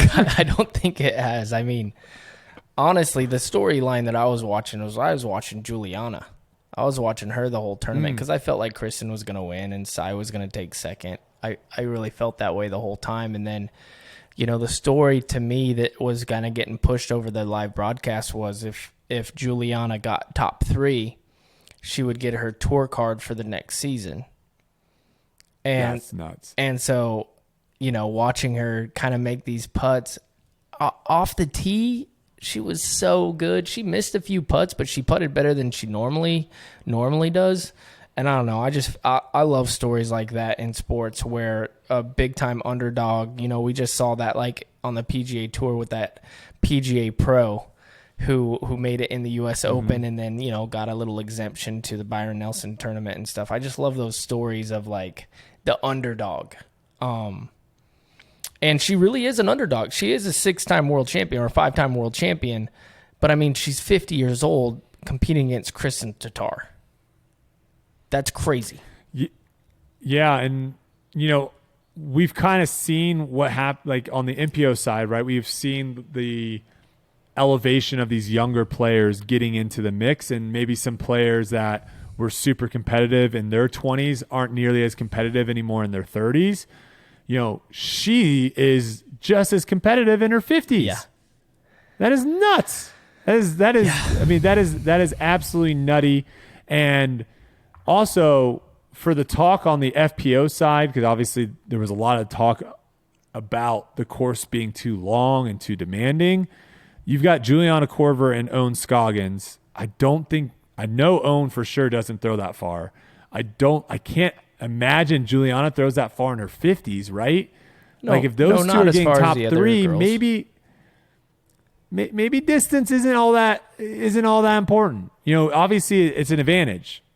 I will never say throwing far is not an advantage, but maybe it's not the end all be all. Right. Maybe there's a lot of other elements of Juliana's game and Owen's game that is allowing them to finish high up the leaderboard without having to throw be the farthest thrower on the FPO tour. We got Missy Gannon and Paige Pierce both tying for 5th. Emily Beach, Ella Hansen tying for 7th. Katrina Allen 9th. And Rebecca Cox, Jessica Weiss, and Rachel Turton, who ended up having a pretty poor final round, shooting +2. But that's a new name. Yep. I believe that's a Great Britain flag as well. So good showing for her. Kat Mertsch not really having the tournament that she probably was hoping for after her win, finishing in 13th. And again, there's a bunch of new names coming up on the FPO side, which is nice to see. The field getting a little bit deeper. The other story that I want to talk about on the FPO side, I don't know if you saw this, but Holland Hanley made a post on her Instagram. She said, let me pull it up. Sorry, we don't have Silas here to do all this for me today. Okay, so she made a post on Instagram saying, in case anyone is curious what happened to my score on 18 was entered as a 5 when I actually got a 6. I didn't notice, nor did my card mates, when we finalized scores. I noticed about 15 minutes later when reviewing my stats and reflecting on my round. I reported it shortly after and received 2-stroke penalty as per the rules. 100% my fault and an unfortunate reminder to be diligent about my own score. She had I did see like the UDisc P thing on there, and I'm like, what the heck is that? So that if you ever see the P under someone's score, that means they had some sort of penalty. She later made a statement saying the game relies on the player to show sportsmanship, integrity, consideration for other players, and to abide by the official rules of disc golf. So there you have Holland, just a class act to do. I think we hope everyone on tour would do something like that. I've heard stories that might not actually be the case, which is troubling, I guess you could say. But that's nice to see, because a sport that still relies a lot on us, making sure our foot is behind our lie, or making sure when we step putt it's not incorrect, or making sure we're telling the right scores. There's a lot of integrity still left in our game, and it's nice sometimes to see that and elevate it and let people know that stuff like this is happening out there. So shout out to Holland for doing that. I know that probably wasn't the easiest thing to do, right? To be like, oh crap, I'm just going to take a 2-stroke penalty right now just because I blundered. But shout out to her. All right. Do we need to have more cuts at tournaments, Yuli? Yes. Do we need to do like 3-day tournaments, cuts after 2 rounds? Yes. It is. I don't know if it translates that much to coverage, but as the player side and maybe live spectating side, did you have any backups on Sunday? No. Did you have any backups on Thursday or Friday? Yes. And Saturday? Okay. I rest my case. We need more cuts. I am 100% down for cuts at every tournament. I agree. Coverage. One debacle that I saw from coverage this week, other than that, I think most people thought coverage was pretty good. We're not in the woods. One of the reasons why we haven't been in the woods for a lot of these tournaments is because the coverage is difficult to do it in the woods. There was some sort of Vimeo back end issue, so they had to give coverage for free on Friday, which I'm sure probably isn't the greatest look. They probably don't like that too much. But other than that, I didn't really hear any snafus. Did you hear anything from coverage? I watched coverage. Did you it was see great. anything? Who was doing commentary? I can't. It was Ian and Zoe for FPO. That's all I got to watch. Yeah, I didn't really watch any MPO live. I watched posts and then I watched it live, like in person. Yep. So I'm not sure who was doing it on the MPO side. But if there was anything that we missed on the coverage side, just make sure to tweet us. Either tweet us at Tour Life or whatever. Let us know when you guys are watching if you guys see anything. Because again, Philo. we try to get as many. It was Philo and Ian. Oh, it was Philo. Yes. Yeah. Okay, Philo and Ian. Yeah, just tweet us. That's probably the best way to make sure that we don't miss anything to bring up here. All right, let's talk about baskets. Do we have a basket problem, Yuli? Yeah, of course. What is your solution? My solution would be for the Pro Tour to somehow manufacture its own basket, the best catching device that we've seen, hopefully, and then they just take the same 18 baskets to every single tournament. I feel like that's a pretty easy solution. Now, there might be some people being like, oh, well, you might lose out on some money because now you don't have companies paying. What I would say, advertising. Yeah, just put their around the band. Just put their advertising around the band every single tournament. And it doesn't even necessarily have to. And this also doesn't limit you, because right now we're limited to companies that make baskets that get that advertising. Yep. The only time is your high rise, right? Your high rise, you can have different companies. Mm-hmm. But if the Pro Tour made their own baskets, now that allows you to have 18 individual, or you could sell it as a package or, whatever. But that allows you to open up the door to way more companies that might be willing to sponsor those baskets. Because I think that might be some of the most valuable real estate, like marketing spot on the entire course. Yeah. Is the band. So we'll see. People brought up that what other sport has, targets that change. I can't really think of one. Basketball, soccer, tennis, the nets, volleyball, the net. Like a lot of them are very similar. Like the equipment is usually about the same across the board. We just don't want to necessarily see putts that should probably go in, not go in, I could say. Yeah, I didn't really have that many issues with these baskets. Do we know what putt, like, spit outs happen? There's all kinds of different spit outs. Mm-hmm. There are certain spit outs, when it comes out of your hand, you pause because it's on the stripe. Mm-hmm. It has hyzer, and you have to wait and see.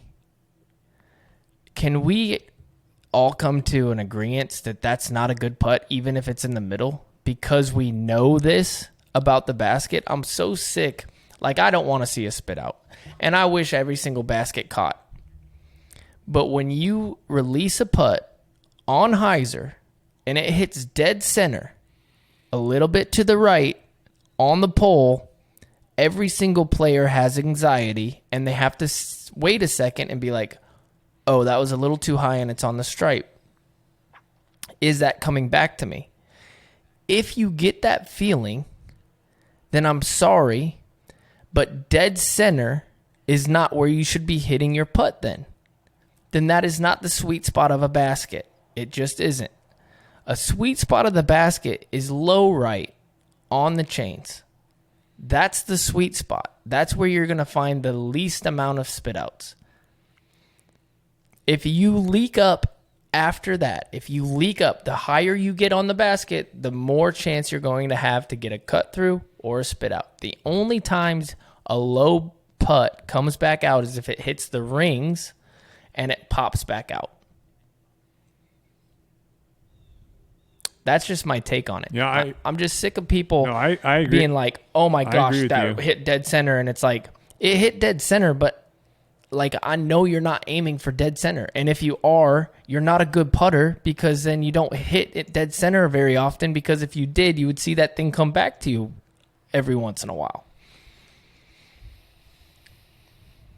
No, I agree. I think a lot of people think that they're getting bad luck with spit outs when in fact it might have just been, and that's why I said I didn't really have that issue. I missed obviously a lot of putts this week, but I only missed one that I felt probably should have made it. Okay. A lot of the putts I missed that like hit chains or hit, whatever, I was like, that's a 50-50. Like I knew putting it, I'm like, that might go in, that might not. So when it doesn't go in, I'm like not really upset. There was only one putt I had where I was like, that kind of sucks that one didn't stay. Is there and this is another, I guess I'll just ask you. If you made a diagram of the basket and certain putts, there will be spots. You would then be able to put percentages around the basket of what percentage that putt at whatever speed's going to go in. And it's never going to be 100%, which sucks. But there is going to be about a 98 percentile somewhere around the basket with your certain putt. Probably about 98%. And wherever that is, the big issue is if you're not hitting in that spot, then it's your fault. Then the basket really isn't that big of a target. It shouldn't be. When I'm putting, I'm aiming high right, so that if I miss, it leaks down to the left side. With hyzer, those catch pretty good. So if I make a really bad putt, left side hyzer actually catches pretty good. And high right catches pretty good. And if I get a drop, low right catches good. I try to stay away from the middle of the target. I do. And I got to think that other people do as well. I mean, I don't think that our top putters, like think about Gannon. Do you really think he's aiming dead center every single time? There's no way. He would get so many spit outs. I think him and Calvin, they both are similar in where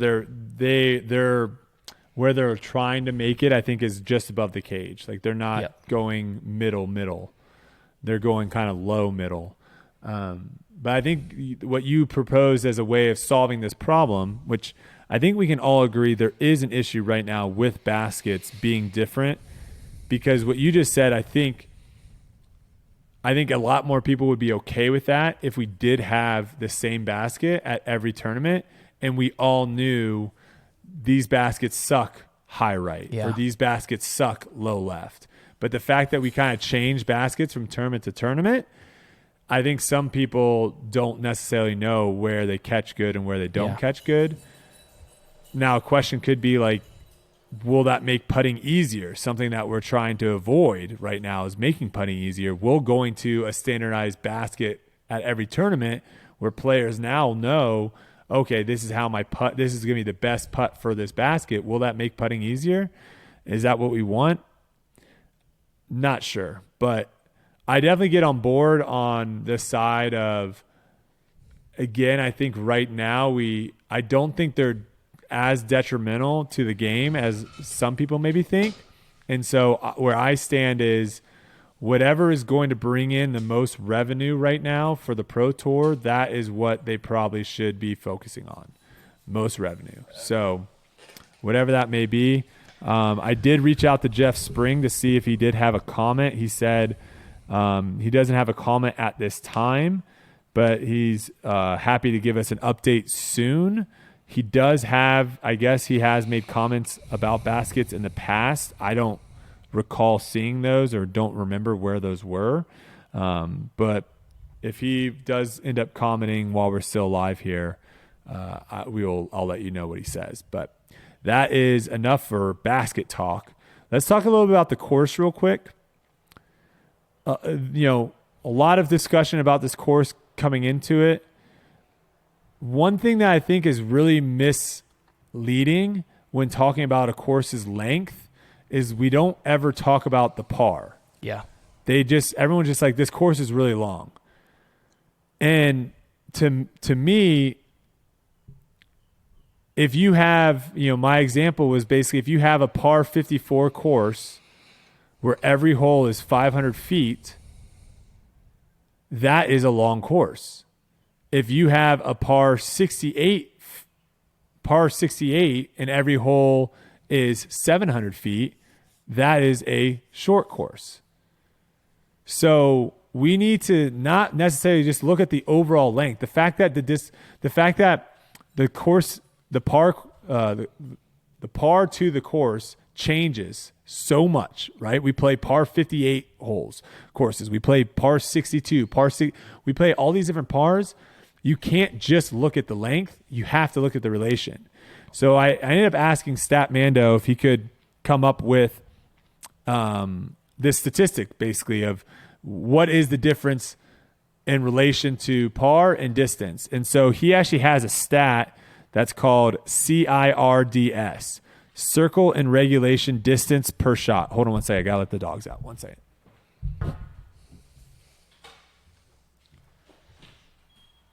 Circle and regulation. All right. Okay. I'm kind of going solo right now. Kelsey is out in Vegas, so I'm doing the best I can, guys. Apologies. And what this stat is the average distance per shot needed to have a circle's edge putt for birdie. So you have a par 4, 830 feet. You need 400 feet off the tee, 400 feet second shot, and that gives you a circle one edge of putt, right? So if we look at that and we look at the courses that we played, PDXO, what do you think that is? What do you think that number is? Just a wild guess for Portland Open, the West course, which was longer than the East course. And I'll tell you right now, it was the longest course we've played so far on tour. But what do you think the average distance per shot needed to get to circle's edge was for Portland Open, the longest course? I would say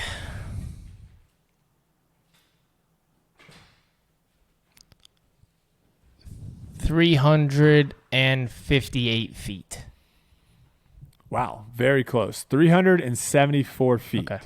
So when we're looking at that, when we're looking at 374 feet, that doesn't really jump out to me as, holy cow, this course is long.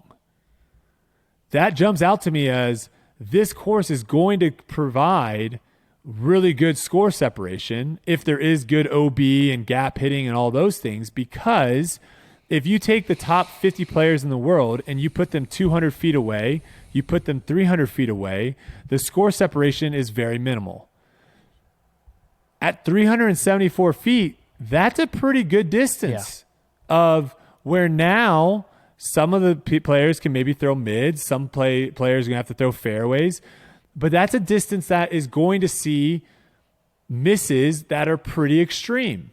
When you throw a bad shot from 374, it's way worse than a bad shot at 200 feet. Agreed. So to me, I think that's a great distance. I don't want to view Portland Open as a long course. I want to view Portland Open as like a normal course, where flip side, let's go to Waco. Waco was the shortest course we've played on tour this year, 273 feet.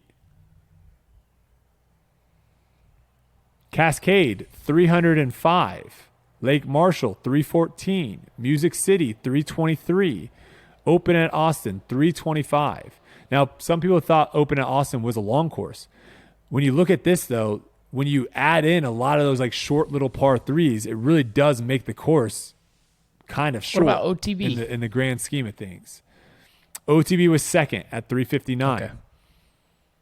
And then East course at Portland was 355. So to me, I want us to push more towards these courses that require, a par 4. I want players to have to throw in a 350-foot plus shot. If you look at a good example of this was hole 5 on East, where it's the iconic shot. You're super up tall. You're throwing down. The bunkers and the green protect from people just chucking the disc as far as they possibly can. But they can if they want. If they want, but they risk going OB and they risk going into hazard. I looked at that hole. There's a lot of people that throw very far that took bogeys and took doubles on that hole because they weren't able to control their shot off the tee. And that second shot, I threw the first time we played that hole, I got really lucky. I threw it into the bunker on the left bunker, but it was coming in with such a velocity because I threw my shot really, really low. It was coming in with such velocity, it skipped out of the bunker. Nice. Safe, just short of the green. So I had probably like one of the shortest upshots you could possibly have into that green, and it was still like 320. Yeah. I think that hole plays so well because you can't just bomb a tee shot off the green and have like a 200, 800-foot jump putt. And if you don't get aggressive off the tee, now you have a 450-foot shot into that green. And that green's very tough. It's a very tough green. I had my numbers were 420 the first round and then 409 the final round into the green. And that's playing in left. Both those you can birdie. Yeah, in both of those you can get up and down birding those, but it is difficult. And to me, I want to see more courses like that because you have to throw 2 good shots on that par 4 to birdie. It doesn't just allow people to throw 1 good shot and then get the automatic birdie. So that is what I'll have to say. I love these courses. I think it's some of the best manicured, obviously, because we're on a really nice golf course. It's like one of the most well taken care of courses that we play all year. I think it looks phenomenal in person. I think it looks good on coverage. I just like this event a lot. I think they could have done some things differently on West. I definitely didn't like West as much as I like the East course. But this was the first year. They've changed that course up now 2 times. They might do, some adjustments here and there. What were your thoughts on the courses, though, overall, Yuli? I thought they were a shot maker's course. I didn't think it was a long bomber thing. I mean, off the tee, you had to have a good amount of distance, but I mean, very manageable gaps. I thought the greens were well guarded to where, like I said, I was coming in from a longer distance, and so I had to kind of risk it a little more of not having the accuracy to make it into the greens that were guarded by those big trees.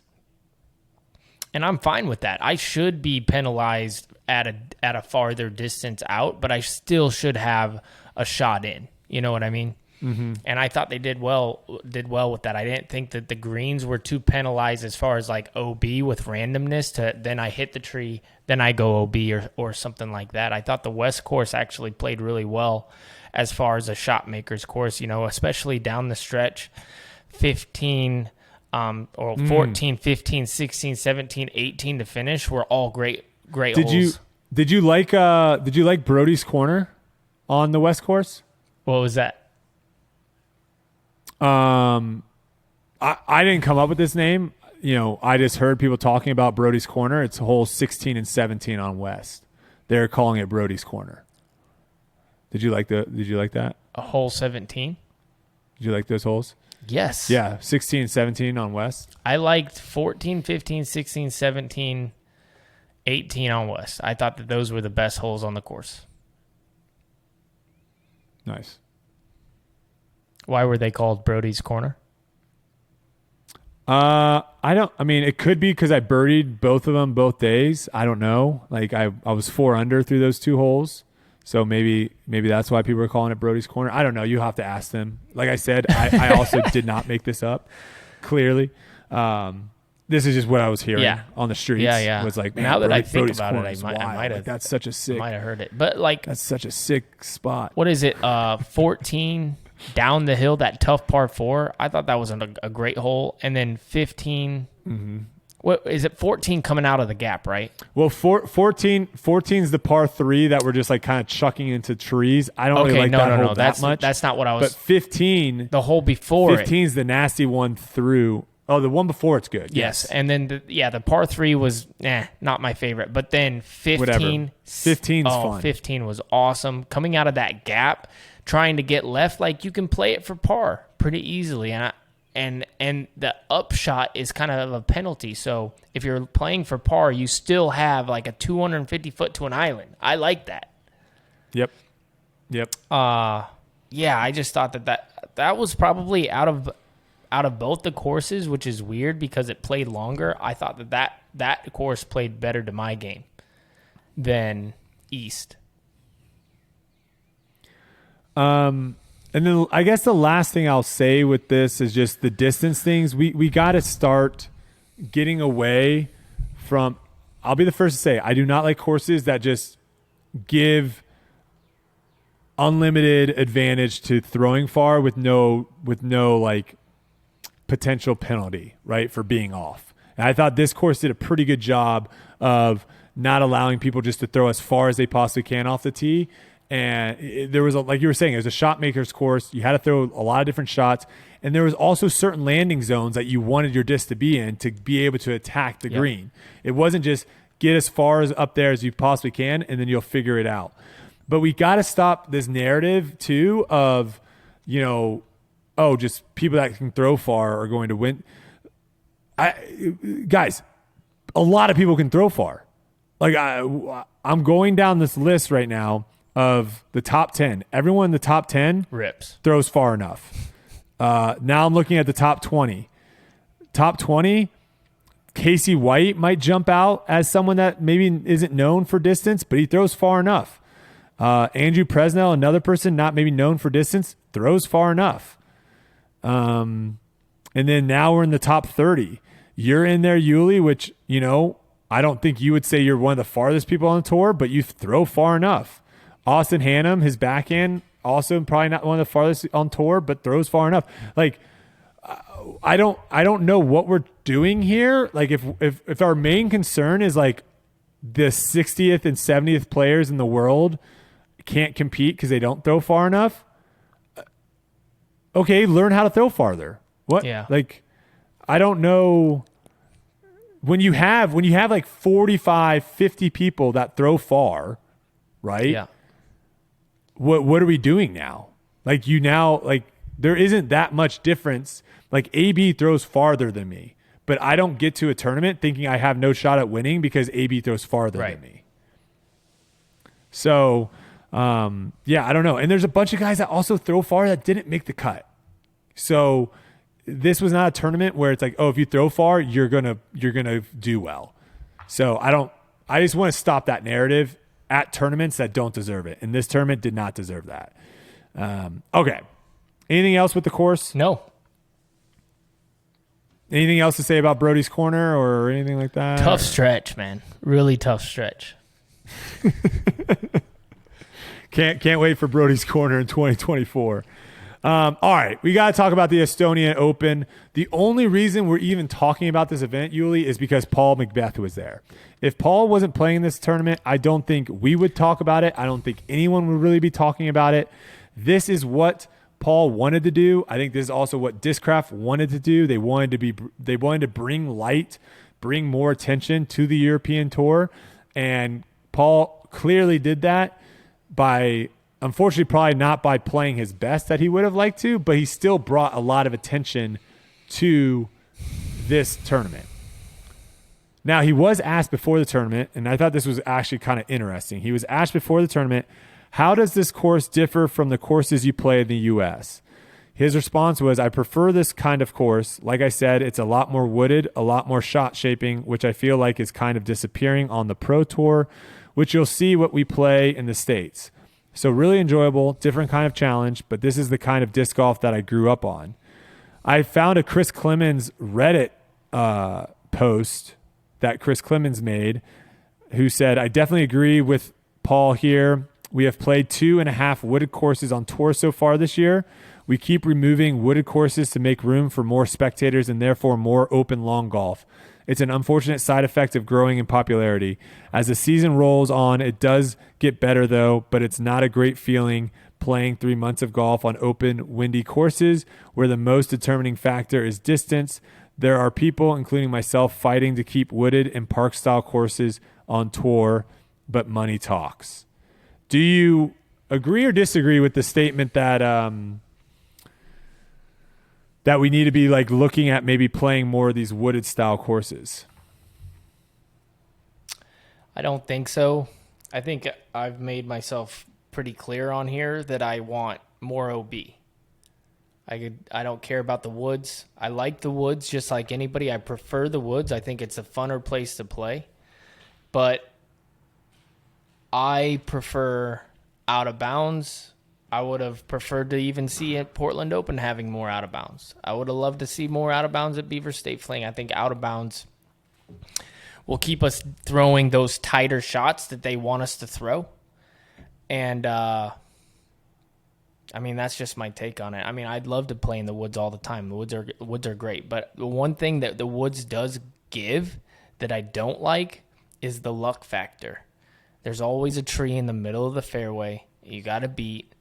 And so I'm not a big fan of that. Or sometimes people will just shank their shot. They'll miss the gap that they're trying to hit, and they'll find some other gap. Mm-hmm. And, you know, a shank shot in an OB, on a good course that's in the open is OB. Yeah. A shank shot in the woods might be a birdie. Yep. So I'm with you on that. I watched a little bit of the coverage the final day just to kind of see what was going on over there, and the course looks nice. I mean, it's you know, a typical. The funny thing is a couple of the holes I saw weren't even that wooded. Like the first hole is just like a wide open throw whatever you want to an island green shot. So it wasn't as wooded as I was expecting it to be. Yeah. But it was a nice course, I guess you could say. So Paul ends up basically having the worst tournament. I think this is another stat from Statmando. His worst finish of his career outside of the U.S. Official rating, which again, I don't really care about ratings, but some people do. His official rating was 993. He finished in 31st place, 19 strokes off the lead. I think a lot of people, you know, Hunter and Trevor discussed this on Grip Locked on, you know, Paul going over there. This will give us a good indicator of like how good European disc golf is. I don't necessarily think we need someone to go over there to show us. Like, all the best European disc golfers are in the States right now. Yeah. We've been playing with them, and they've been competing, and you know, Niklas being the one that almost won a major last year at USDGC, right? Mm-hmm. And so we have seen what Niklas can do, what Vino can do. Laurie Lettinen, who was at this tournament, he was on some tour events last year. We've seen, you know, what the best essentially European players are. Now, we don't necessarily know how deep of a field, you know, that would be something that would be interesting to see. Are there other guys over there that can come over here and, you know, get top 20s, get top 10s? But and one of those players being the one that just won. I don't know if you're familiar with Mari Villman. First time I've heard of his name, but he's been doing pretty good over the Europe, and I heard that he's someone that is going to actually be touring in the United States next year. Okay. So that will be an interesting one. And again, we're probably going to get some pushback here, Yuli. I'm probably going to get some pushback here versus you because, it's no secret that me and Paul don't really get along off the course. But I'm going to give everyone a fair shake, right? We're not going to not talk about someone and talk about someone here because we're friends with them or we're not friends with them. I'm going to try to do my best to, I'm touring right now most of the time with Ezra and Aaron. I have no problem. We talked about Aaron making mistakes and doing all this stuff. I have no problem just being upfront. I think it's going to be easiest for us as a podcast if we are just as upfront as possible moving forward and not as scared to say stuff. I know we're going to get Paul McBeth fans in the comments coming after me saying you're just talking about this because you don't like him. I'm talking about this because he still is arguably, maybe Simon might be, but disc golf, just like tournament wise, player wise, he still is like the most important, the most influential player in the game. He's the most polarizing player that we have. Whatever he does deserves media time, whether it's good or bad. And that's what comes with the titles that he gets. I mean, he's the defending world champion. Let's not forget. He's the defending world champion. You're not supposed to get 30th place in Estonia when you're the defending world champion. That's just it. You're allowed to. It's fine. But then we're going to talk about it. But we have to talk about it. We have to talk about it. And, here's the thing. We're going to talk about everything. We're going to talk about the best players. We're going to talk about players that aren't playing well. We're going to talk about everything. And this is a big thing that happens, I think, a lot of times in sports is when the pushback, when someone is saying something that you don't like or against someone that you like, the pushback is, well, they'll beat you. 99.9% of people reporting on sports are worse than the people that they're reporting on. It's just common knowledge. I don't think you have to be better than someone to be able to give your input on something. So this is not me saying that I'm better than Paul. Clearly Paul is way better than me, but we're going to talk about the fact that the guy that is over there specifically to document Paul's journey, the camera guy, beat him by 2 shots in this tournament. Joey Tamale's got game, dude. Joey Tamale might be the hero we don't deserve. These are things we have to discuss. So I'm done trying to fend off the Paul McBeth fans. They're going to come after us no matter what. So we're just going to get into it. These are some of the world rankings of players that beat Paul in this tournament. This is some of their world rankings. Okay. 58th, 86th, 52nd, 30th, 85th, 76th, 48th, 119th, 97th, 113th. And then there was probably about 10 guys that were just unranked. Just don't have any rankings at all. I would say the most surprising thing here, Yuli, is this could have been way worse. He led the field in circle 2 putting. Really? Gaining 5.87 shots on the field. He made 45% of his circle 2 putts. If he had like an off putting tournament, he might have missed cash at this event. Now the reasons and the conspiracy theory, not conspiracy theories, but the explanations. People are trying to figure out what's going on. Do you have any insight, any clue of what might be happening right now? Because last year, I think him winning the world championship kind of put a little bit of a blanket over the problem, right? He didn't have the greatest season last year. He wins the world championship. That all kind of goes away. This season so far, he hasn't had a great start and then has his worst tournament in who knows how long. What is happening right now? Do you have any intel, any insight of what you think is going on? I don't know. I think with a player of his level, I think it comes down to, and I'm just speculating, but what I've seen from Paul is he cares about the big ones. He cares about the world championships. He cares about growing the sport, which is good. That's the reason that he's over there. And I think that we'll be able to have this talk again after the European Open, because I think that he's going to have a big head start over everybody by being over there practicing.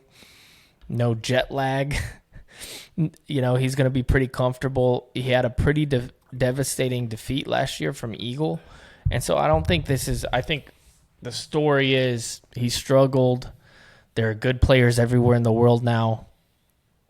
And I judge Paul McBeth at the majors because I know that's where he cares. That's where we're going to get the best Paul. And I guess that's all I have to say about it is after the European Open, I'll have a good take on where he is. And if he struggles and he gets 59th then we can have a conversation and be like, what's wrong?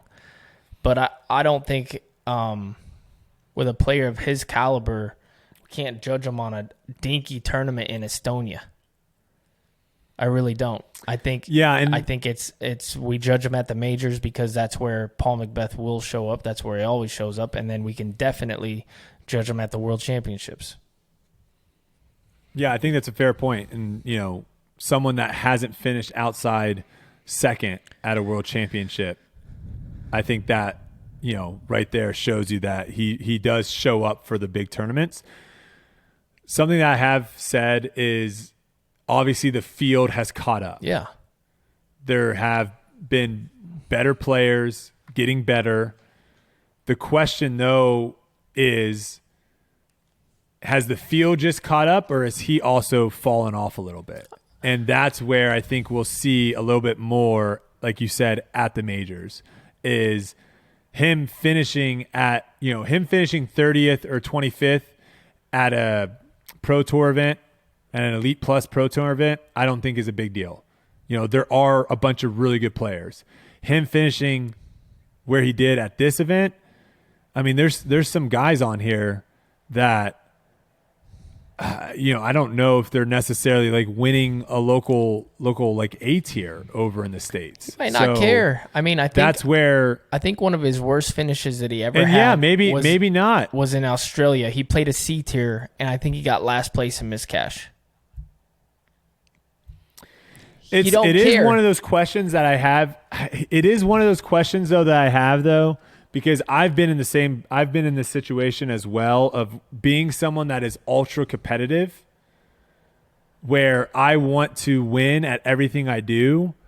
That is normally like the excuse I can make is I just I just didn't really care. When in fact, deep down inside, it's killing me, but that's like my easy out. Right.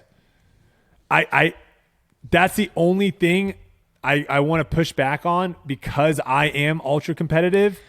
I do not know how to switch it on and switch it off. I do not. Sometimes it just, but sometimes I'm the same way, but sometimes it just gets turned off. And it's not, I'm not saying the competitive side, but you fall into bad habits when you're having a bad performance and it doesn't matter. Like the mental side then goes down the drain, and then you start self-sabotaging yourself. And you're still trying, but maybe in an outward negative way, or your self-talk goes awry, even though you're still giving it your best and you want to do good. It's so much easier at the biggest event to keep the mind focused and calm, no matter the situation. And at these smaller events, it's easier to go down that path of self-doubt, self-talk, all that bad stuff, and then it doesn't matter. Yeah. You're not going to see that at the big tournaments. You're really not, because every place matters so much. There's no time for that.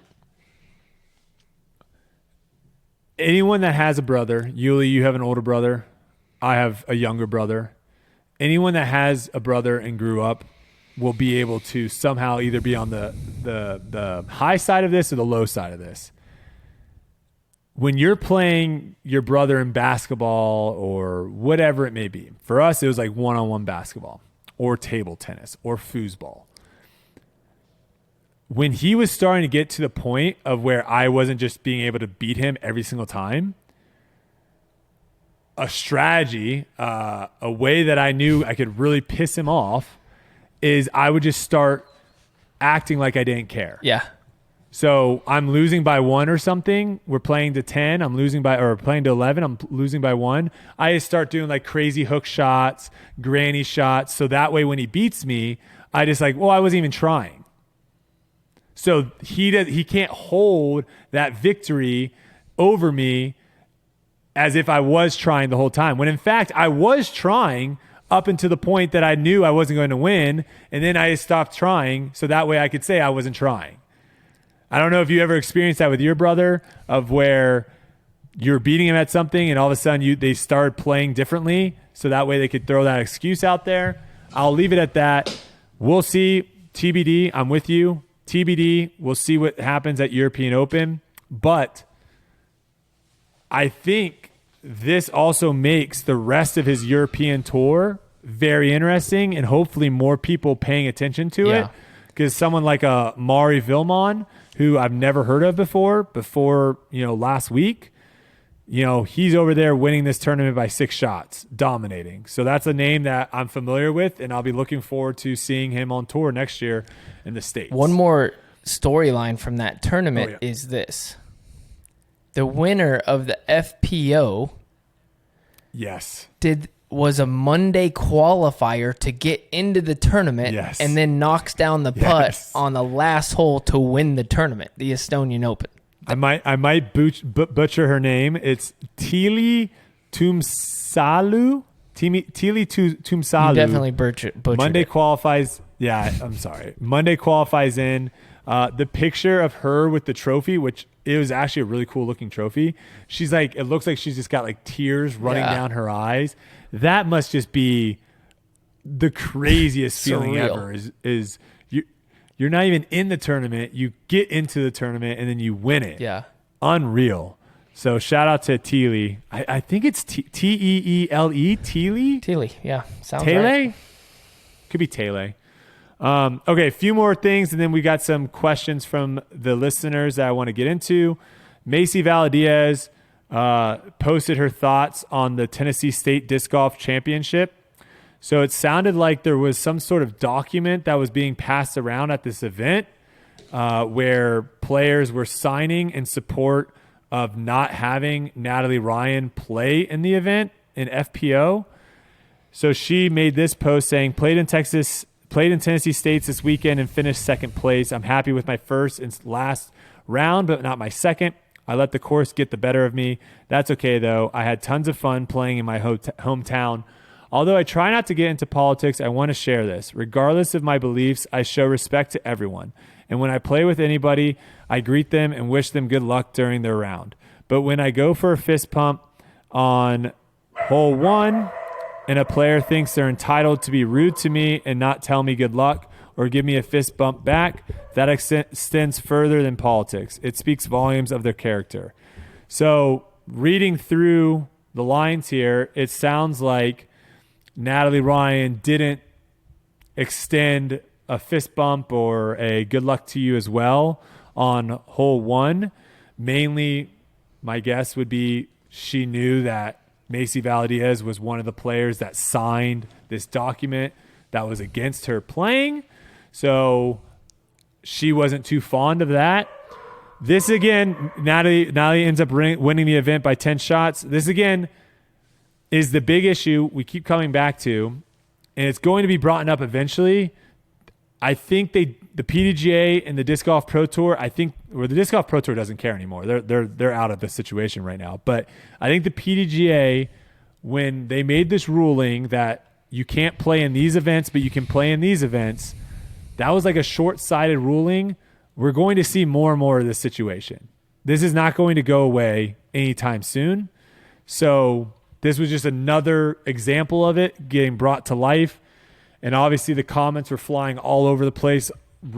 Some siding with Macy, some siding with Natalie. It's an ugly situation, and one that, again, is just not going to go away anytime soon. Yeah. Go ahead. No, I mean, when you're playing sports, like, you have to show respect. Like, period. I don't care what's going on the first hole. You shake the person's hand or you give them a fist bump, and then you go and you compete, and you don't have to do it again until the end of the tournament. That's just my that's just my take. I mean, that's the way that I've always been a competitor, and I've competed against some nasty individuals, some nasty, mean. Oh. But I'm the first person to say good luck because you're going to need it. Sometimes I'd add that, but you know what I mean? Like, I don't know. That leaves a sour taste in my mouth because what is sports without sportsmanship? Yeah, I mean, it's a bad place, man. Yeah, and that's what I was saying. I think this is going to continue to get worse and worse. It's not going to continue to get. It's not going to get any better. So yeah, just wanted to bring that to light. Also, Chris Dickerson loses for the first time since 2017 to Braden Sides by 1 stroke at Tennessee State's. So shout out to Braden Sides. As a tournament that Chris has literally just dominated for almost a decade. Yeah, sounds like he's washed up. And he was able to pull it off. You got the Statmando stuff on that? I'm just kidding. No, I don't have. I'm sure there are probably some people out there saying Chris Dickerson is washed up, but no, I do not have any. I think this is just showing that the growth of disc golf. I think that's all it is, and I think people aren't willing to understand that what was 5 to 7 years ago isn't what is now, and that's okay. Yeah. And honestly, it's probably very scary if you're a top pro. It's probably very scary to like just go back to like your local events and try to play because there might be a freaking baller there, and you're also playing a course that isn't like a big score separator, right? So, I remember playing in a league at one of like the shorter courses in Dallas, and I was like 14 under through 14, and I was terrified I was going to lose because there was like someone at 13 under through 14. There was like a couple guys at 12 under through. So there is definitely a different pressure there than there is on tour as well. All right, let's get into some questions, and then we'll wrap this bad boy up. We got one here from Jason B. He said, Eagle said in his blog that Jeff Corn's friendship pushed him to go to Cascade. Are there any players getting appearance fees at tournaments yet? No, not as far as I'm concerned. I don't think any players are getting offered money to just show up. I could see that maybe in the future, but with the payouts the way they are currently, all the money hopefully is going into the payouts and nowhere else. Yeah, the only time I get appearance fees is to play a tournament that's not an elite series. So. Oh, yeah. Okay. And that could be too, like you putting your name in there they could go from only having 40 people to now filling the entire field because you're in it. So that makes a lot of sense to them. All right. Dark and Stormy said, did the Elite Plus event feel more elite than regular events feel?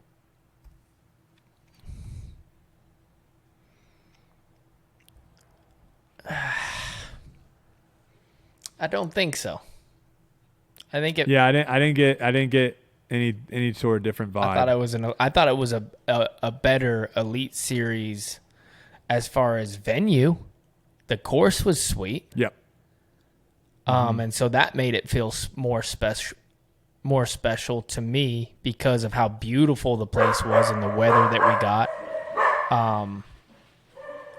There's a big difference between OTB where it's just all yellow and then going there in the most green, beautiful forest that I've ever played on. So that was a difference for me, but I think maybe asking I bet you Adam would have a different feeling on it. It would be interesting to see what he thinks. There has been a big gap between silver events and elite events from the players' side of things, of just infrastructure, staff, but elite events to this, Elite Plus, I didn't see anything. It'll be interesting to see Nate Heinold runs D-Glow, which is the next or the second of the 2 Elite Plus events. Mm-hmm.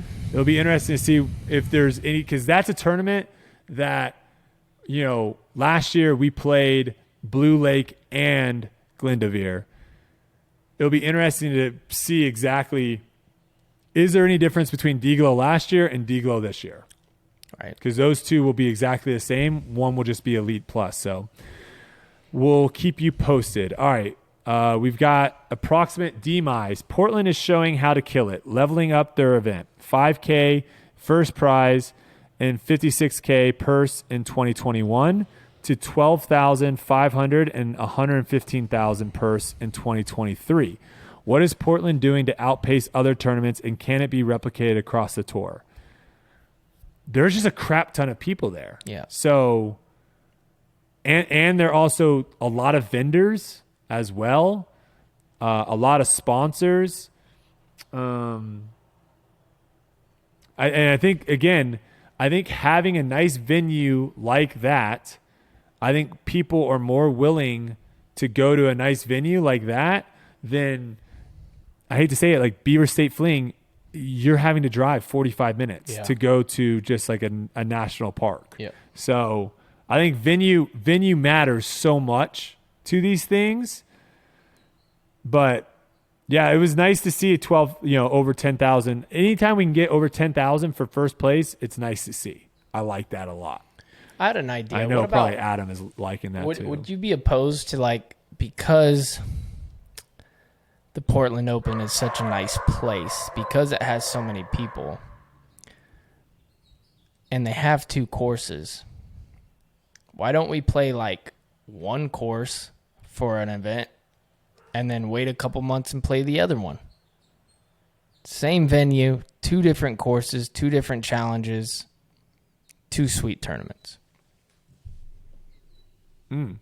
Would you rather play at that course, one of those courses instead of another, like instead of Cascade? I would.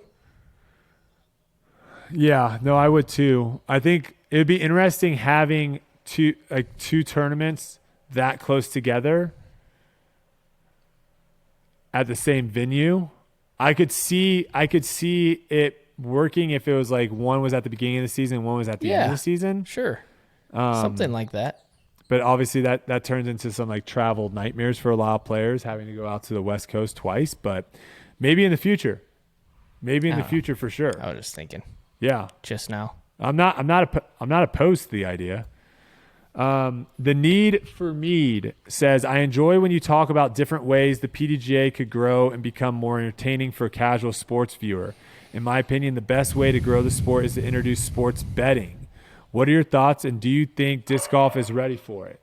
So there was, I don't know if they're still doing it. Prize Picks was a platform that was doing betting for disc golf. I think they ended up losing a lot of money on one tournament because the lines were so bad that players and fans and whatever were able to kind of just cash it in. I think the problem with betting right now in disc golf, because I think it is something that can greatly increase the interest of people in a sport. You have tons of people paying attention to sports. I mean, horse racing, does that sport get any viewership at all if there is no betting? Probably little. What is that? Like very little. So I'm not opposed to gambling and betting in disc golf. The problem right now is there's just not really anyone that's able to set lines well enough to where you can actually do it. So, and there's probably not enough action right now in disc golf to where it makes sense for them to put a lot of effort in those lines. Is probably why they stopped, right? I think you're right. I heard somebody made like $70,000 on one bet or something. It was like the line was like under 6.5 on a course where they were averaging like 12 under. It was like the easiest money this guy's ever made. Yeah. Micah 194, with the depth in the field in today's game, does a top 20 feel like a top 10 from 3 to 5 years ago? How do you gauge performance by strength of field, or do you solely look on individual performance based on your own scores? Yeah, I think it's a combination. I think, if me and Yuli went, There's a reason why if me and Yuli went to an A-tier event, a local A-tier event, and got top 10, it would not feel nearly as good as a top 10 on tour, because the amount of players that can get top 10 on tour is a way higher number than the amount of players that can get top 10 at a local A-tier event. Here's the answer. If you want to get top 10 on tour, here are the 10 people you have to beat. Okay? We'll start off with Eagle McMahon. Number 2 is going to be Simon Lizotte. Calvin Heimberg. Isaac Robinson. Paul McBeth. Ricky Wysocki. Gannon Burr. Ezra. Oh, no. That's just 7. There's 3 spots left, and the whole entire rest of the field can take them. Chris Dickerson, Matty O, Joel Freeman. Yeah. Yeah, I mean, it's... Are you kidding me? If you get a top 10 finish, it's like winning 5 A-tiers at your home course. It's ridiculous. Yeah, I mean, it's a top 20 probably doesn't even... Honestly, 5 years ago, a top 20 probably isn't really even the same as a top 10 5 years ago. Mm-mm. It might be like a top 30. Might be equivalent to a top 10 5 years ago. Yeah. I don't know. It's tough crazy to say. I mean, you can look at the numbers and see, but yeah, there's just tons of really freaking good. I mean, Evan Scott got second, almost beat Ricky. Was going toe to toe against Ricky last week. Yeah, then you got Aaron Gossage, Corey Ellis, Adam Hammis, Anthony Barilla, Emerson Keith. Yeah, I mean, it's calm down. Yeah, list goes on. All right, final one for the average. This is from Jake Hilton. From the average watcher, it can be difficult to get a grasp on course layout and hole difficulty sometimes, especially when the layout is constantly changing year to year. Sorry about that. How can the PDGA better demonstrate course changes to the average fan before or during the tournaments? This is a real issue, Yuli, because I was so shocked how much knowledge I was able to give during that rewatch for LVC. So many people thought that Kevin Jones had just given the tournament away, and going back and watching it live with a bunch of people watching and me explaining like, oh no, like he had to throw that shot because of this, and this, and there's just so much knowledge about some of these holes and some of these courses that when you just look at it on camera, you don't really fathom until you actually play it or see it. I don't know how. Do you have any ideas how you can translate that? Because that is something that is missing and something that could be valuable. No, this shot they're about to attempt is very hard. Yeah, I think part of it is we have to get a better realization on what a fairway is, what a bunker is, what a green is. I think by having these broad statements of this is the fairway, this is the green, it's 33 feet, the viewer has no idea what's going on.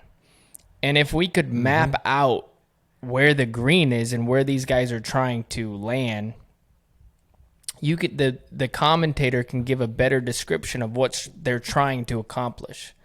And just like traditional golf, sometimes the guys hit it in the rough, then they hit it into a bad spot, and then they chip it in and they get a birdie.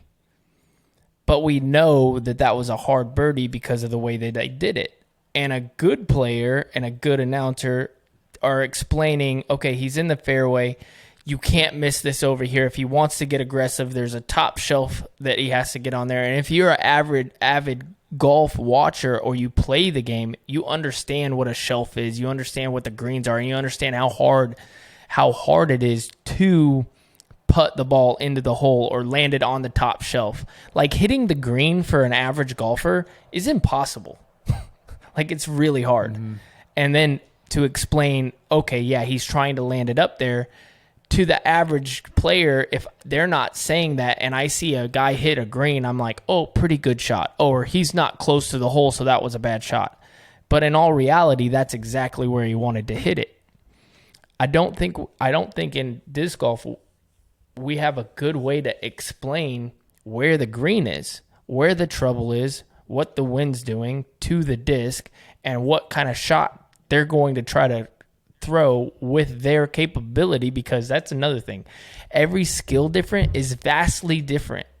There are holes in my game that nobody else has.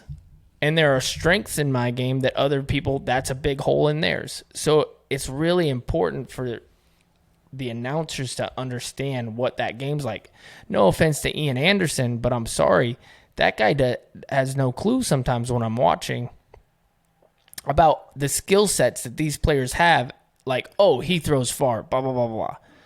No, he throws far with the angle like nobody else is going to be able to do that. You know what I mean? Like, that's a skill set that person has. He's a color commentator. Yeah, he needs to be more like he needs to be more like feeding information, not really giving his opinion or saying anything that is like opinion. And I'm not trying to pick on him. I'm just giving a broader sense of like, it would be tough for him to do that for a player. A good point. No, it's a very good point. It's a very good point. And, thinking this through, one thing that I think could help, our sport is so dependent on where the lines are, and not so much dependent on what like the lie, like where, like, oh, it's laying on some sticks. Oh, it's on some pine straw. Oh, it's in tall grass. That doesn't matter. So something that I think could actually help a lot that I don't think I've ever seen on live is if the catch cam, when they're done filming the shots, instead of them running up, and maybe there's another camera, but instead of them running up to get the next shot catch cam, if they were able to like run to let's say one person threw kind of out of position.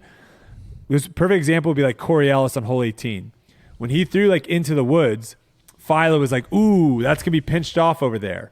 But we didn't really have a good idea of what that was. If the catch cam guy can go and just stand like 10 feet behind Corey Ellis's disc and shoot a shot straight down of where he's got to look at, then now they could use that while the players are walking up the fairway ever to be like, oh, let's take a look at what Corey Ellis has. And they can break it down. Like, there's a gap here. This is going to be like a forehand. And then he can go maybe high back. I think that could be very beneficial. I feel like they do that a little bit with the guy on the grounds. They'll throw it down to him to be like, hey, what has he got? And then, but we don't visually see it. No, but we just ask Terry or Brian, what does he have? And then they just like verbally say what they have. I think visually seeing it would be very beneficial. Like actually having the image at home, watching like, holy cow, that gap looks like it's 4 feet wide. And then Brian being like, yes, it is 4 feet wide. You are correct. It is a very tight gap he's going to have to hit. Like that could be dope. I like that. No, I like that idea. Have an extra camera that actually shows what they have and what they're looking at would be sweet. Mm-hmm. It might get in the way sometimes. Prior to the actual shot. Like just a float cam running around checking lies. That'd be cool. I like that idea actually a lot. That'd be cool. All right, let's talk about the 1K giveaway that is going down on Twitter. If you're not following Tour Life on Twitter, it's at tourlife_pod. We hit 1,000 followers very quickly. We said we were going to do a giveaway. We are going to do a giveaway. We have a first run Captain's Raptor signed by myself and Yuli. And we have a Tour Series Zone OS also signed by myself and Yuli. So if you're watching this on YouTube or listening to this on any of the podcasts, check out our Twitter, tourlife_pod. The post, I think, is pinned at the top to win these bad boys. Thank you all, obviously, for supporting us on all different types of social platforms. Big shout out to our Tour Life crew, all of our members here on YouTube. Thank you guys so much for all the support. And let's get into our picks and call it a show, dude. All right. Last week, I had Heimberg, who got me 1 point. Gannon Burr got me 1 point. James Proctor got me 3. That I take the lead from you. You barely missed out on AB getting 11th. Eagle, unfortunately, DNF'd. And Simon ended up taking 17th. I definitely thought you were going to – I mean, if you would tell me that Eagle, Simon, and AB, none of those three guys would get top 10, that – I don't think anyone would have believed. Great week, like though. Great week. That just shows you again how hard it is. Honestly, I did a good job. But that proves our point. How hard it is to freaking get a top 10. Yeah. Those 3 guys, none of them did. All right. So we're going into Zootown. Obviously, I'm not there. Obviously, you're not there. All I know, the only thing I've seen so far is Andrew Marweed threw in an ace on a par 3 hole that's like 650 feet.